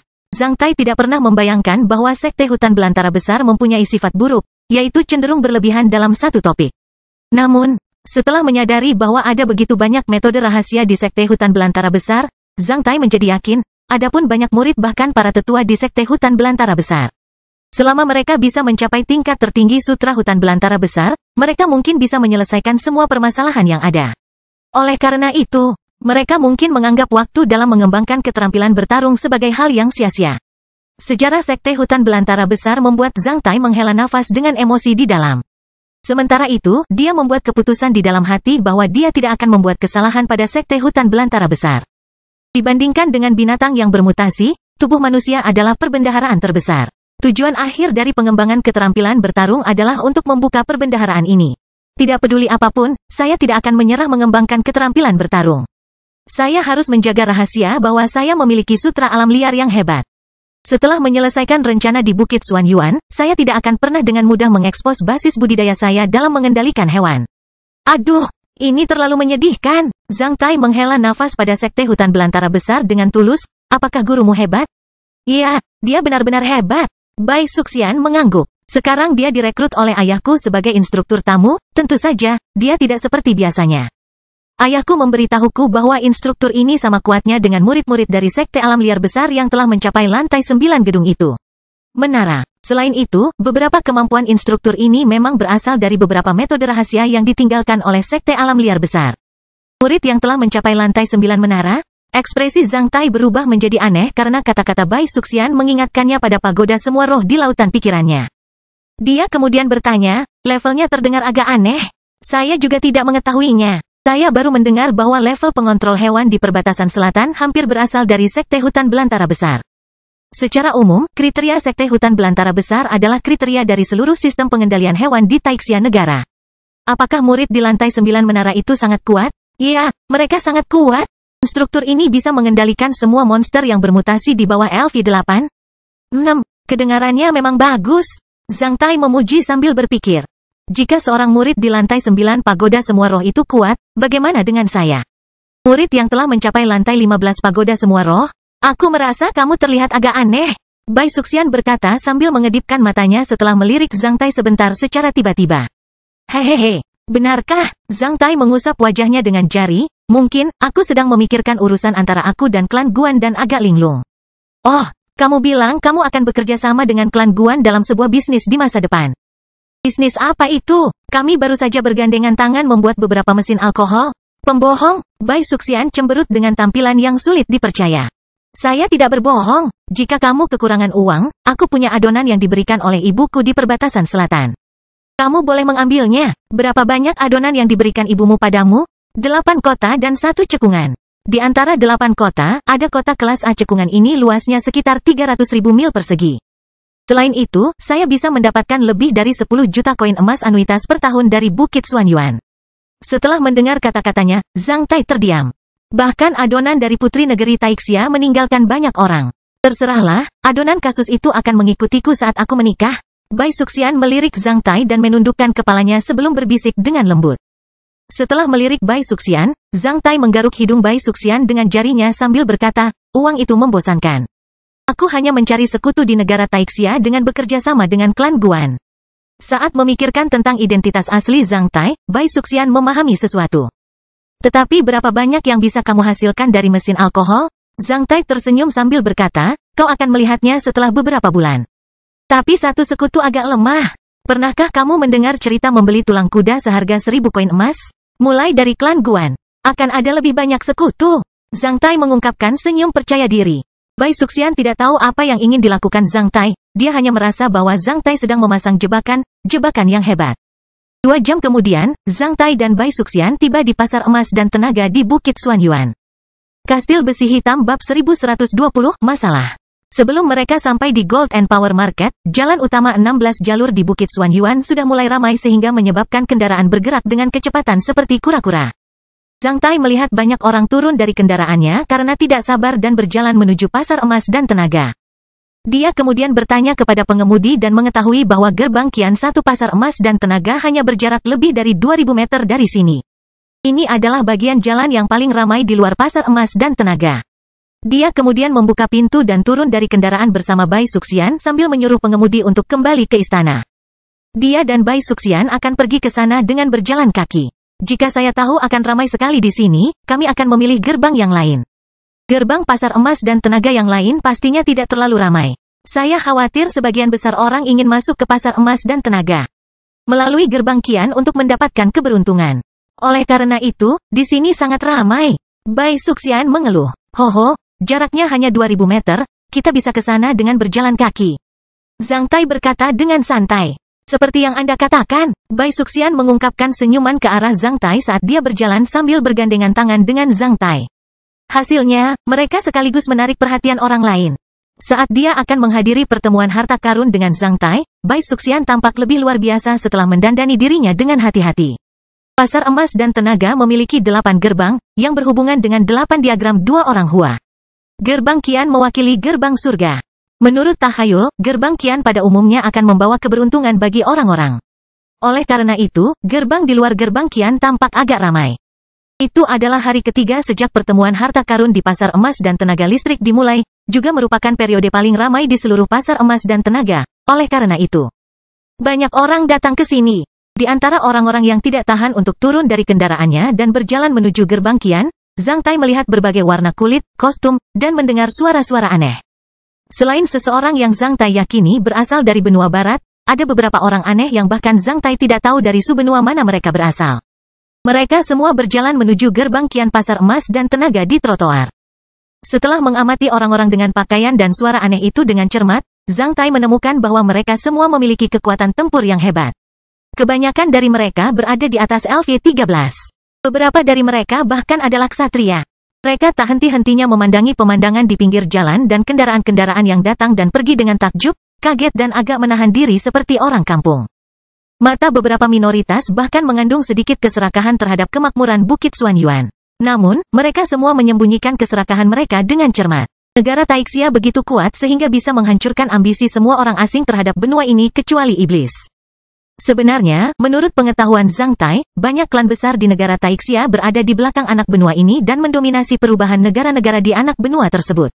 6 orang asing sedang berjalan di depan Zhang Tai dan Bai Suxian. Mereka semua tinggi dan berotot, mengenakan rompi yang terbuat dari kulit binatang, terutama otot-otot di lengan telanjang mereka yang terlihat seperti bukit. Bagian depan kepala mereka botak. Ada kepang di belakang kepala mereka. Selain itu, ada beberapa tulang yang tampak aneh di kepangnya dan senjata berat seperti kapak di pinggangnya, yang terlihat cukup garang. Saat orang asing berjalan, mereka terus berbicara dengan keras. 2 di antaranya bahkan dengan kasar menunjuk ke bangunan-bangunan di pinggir jalan dan beberapa orang yang lewat di jalan. Ke-6 orang asing itu hampir memblokir separuh trotoar. 2 dari 6 orang adalah ksatria besi hitam, seorang ksatria besi hitam agak tua dengan sedikit rambut beruban, ksatria besi hitam lainnya tampak sedikit lebih muda. 4 orang lainnya adalah iblis perang dan roh pertempuran. Zhang Tai tidak mengerti apa yang mereka bicarakan. Orang-orang seperti itu sama sepelenya dengan semut di mata Zhang Tai, bahkan kedua ksatria itu. Mereka bahkan tidak bisa menandingi ayam atau anjing. Oleh karena itu, dia hanya melirik orang-orang kasar itu sebelum mengalihkan pandangannya. Karena terlalu banyak orang di trotoar, Zhang Tai dan Bai Suxian hanya berada 5-6 meter di belakang 6 orang asing itu dan perlahan-lahan mendekati gerbang Qian Pasar Emas dan Tenaga. Meskipun ini adalah pertama kalinya Zhang Tai mengunjungi Pasar Emas dan Tenaga, Bai Suxian telah datang ke sini beberapa kali. Oleh karena itu, Bai Suxian mulai memperkenalkan Zhang Tai tentang Pasar Emas dan Tenaga dengan gembira. Mungkin, suara Bai Suxian terlalu keperakan dan enak didengar. Setelah Bai Suxian berbicara kurang dari 2 menit, seorang pria asing di depannya berbalik untuk melihat Bai Suxian. Saat melihatnya, mata pria asing seukuran lonceng tembaga ini langsung terbakar. Setelah itu, dia menunjuk ke arah Bai Suxian dan mulai mengucapkannya dengan keras. Sebagai hasilnya, rekannya dan ksatria besi hitam muda itu berbalik pada saat yang bersamaan. Saat melihat Bai Suxian, mata semua orang asing berbinar seperti serigala lapar melihat seekor domba. Suara mereka semakin keras. Satria besi hitam muda itu bahkan menelan ludahnya dan menjilat bibirnya. Kasar, Bai Suxian melontarkan harum dingin saat melihat orang-orang asing itu sambil memiringkan kepalanya dengan ekspresi marah. Zhang Tai juga sedikit mengernyit. Namun, mereka berada di jalan Bukit Xuanyuan. Dia tidak dapat mengalahkan dan membunuh mereka karena mereka memandangnya sebentar dan menunjuk ke arahnya dengan suara yang lebih keras. Jika tidak, orang lain akan mengkritik dia menindas yang lemah. Oleh karena itu, Zhang Tai mencubit tangannya untuk memperingatkannya agar tidak bersikap impulsif. Saat Zhang Tai berada di sisinya, Bai Suxian hanya menatap orang-orang asing itu dalam diam.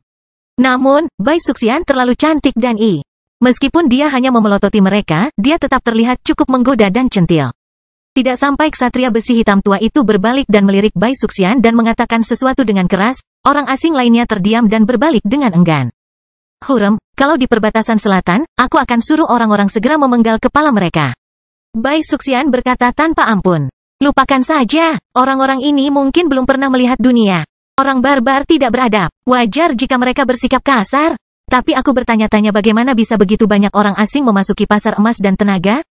Sebagian besar orang asing yang datang ke Bukit Xuanyuan selama pertemuan harta karun dari seluruh benua dan anak benua lainnya seharusnya diundang oleh hukum emas dan kekuasaan atau beberapa klan besar di negara Taixia. Beberapa dari mereka ada di sini untuk berbisnis dengan memperdagangkan harta karun, ada yang ke sini untuk melihat dunia. Ada yang diundang oleh Gold and Power Law atau klan-klan besar itu untuk berwisata demi menjaga hubungan mereka. Klan-klan besar atau sekte-sekte besar seperti Gold and Power Law bisa mengirimkan sebuah pesawat ke anak benua untuk membawa semua tamu mereka ke pasar emas dan tenaga.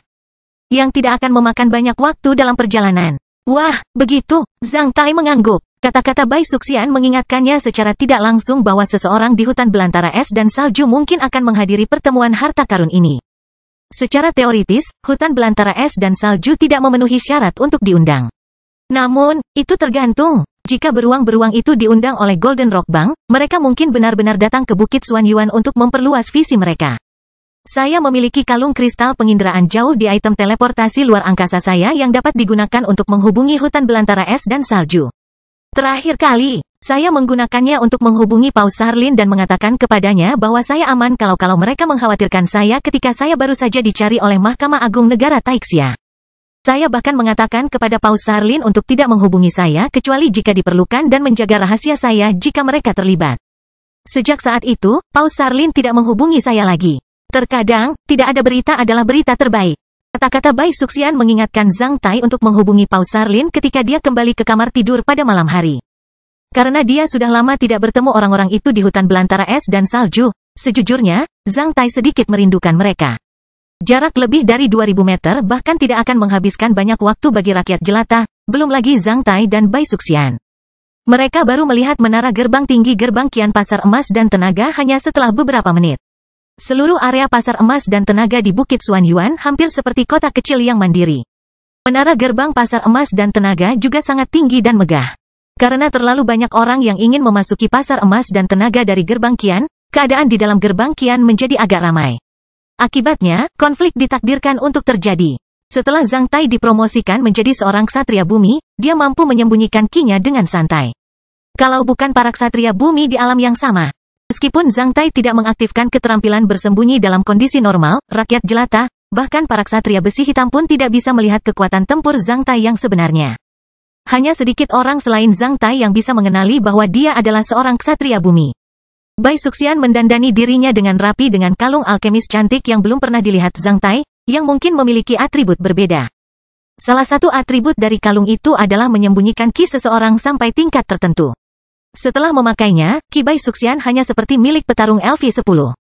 Oleh karena itu, Zhang Tai dan Bai Suxian tidak merasa terlalu tangguh. Ketika mereka secara bertahap memasuki pasar emas dan tenaga, dua orang asing yang berjalan di depan mereka tiba-tiba bertukar pandang satu sama lain sebelum memperlihatkan senyuman agak aneh ke arah sosok Bai Suxian. Setelah itu, mereka mendorong ke sisi Bai Suxian. Salah satu dari mereka dengan sengaja bertabrakan dengan seorang pria di sisinya saat dia mendorong perutnya ke depan menuju pantat Bai Suxian.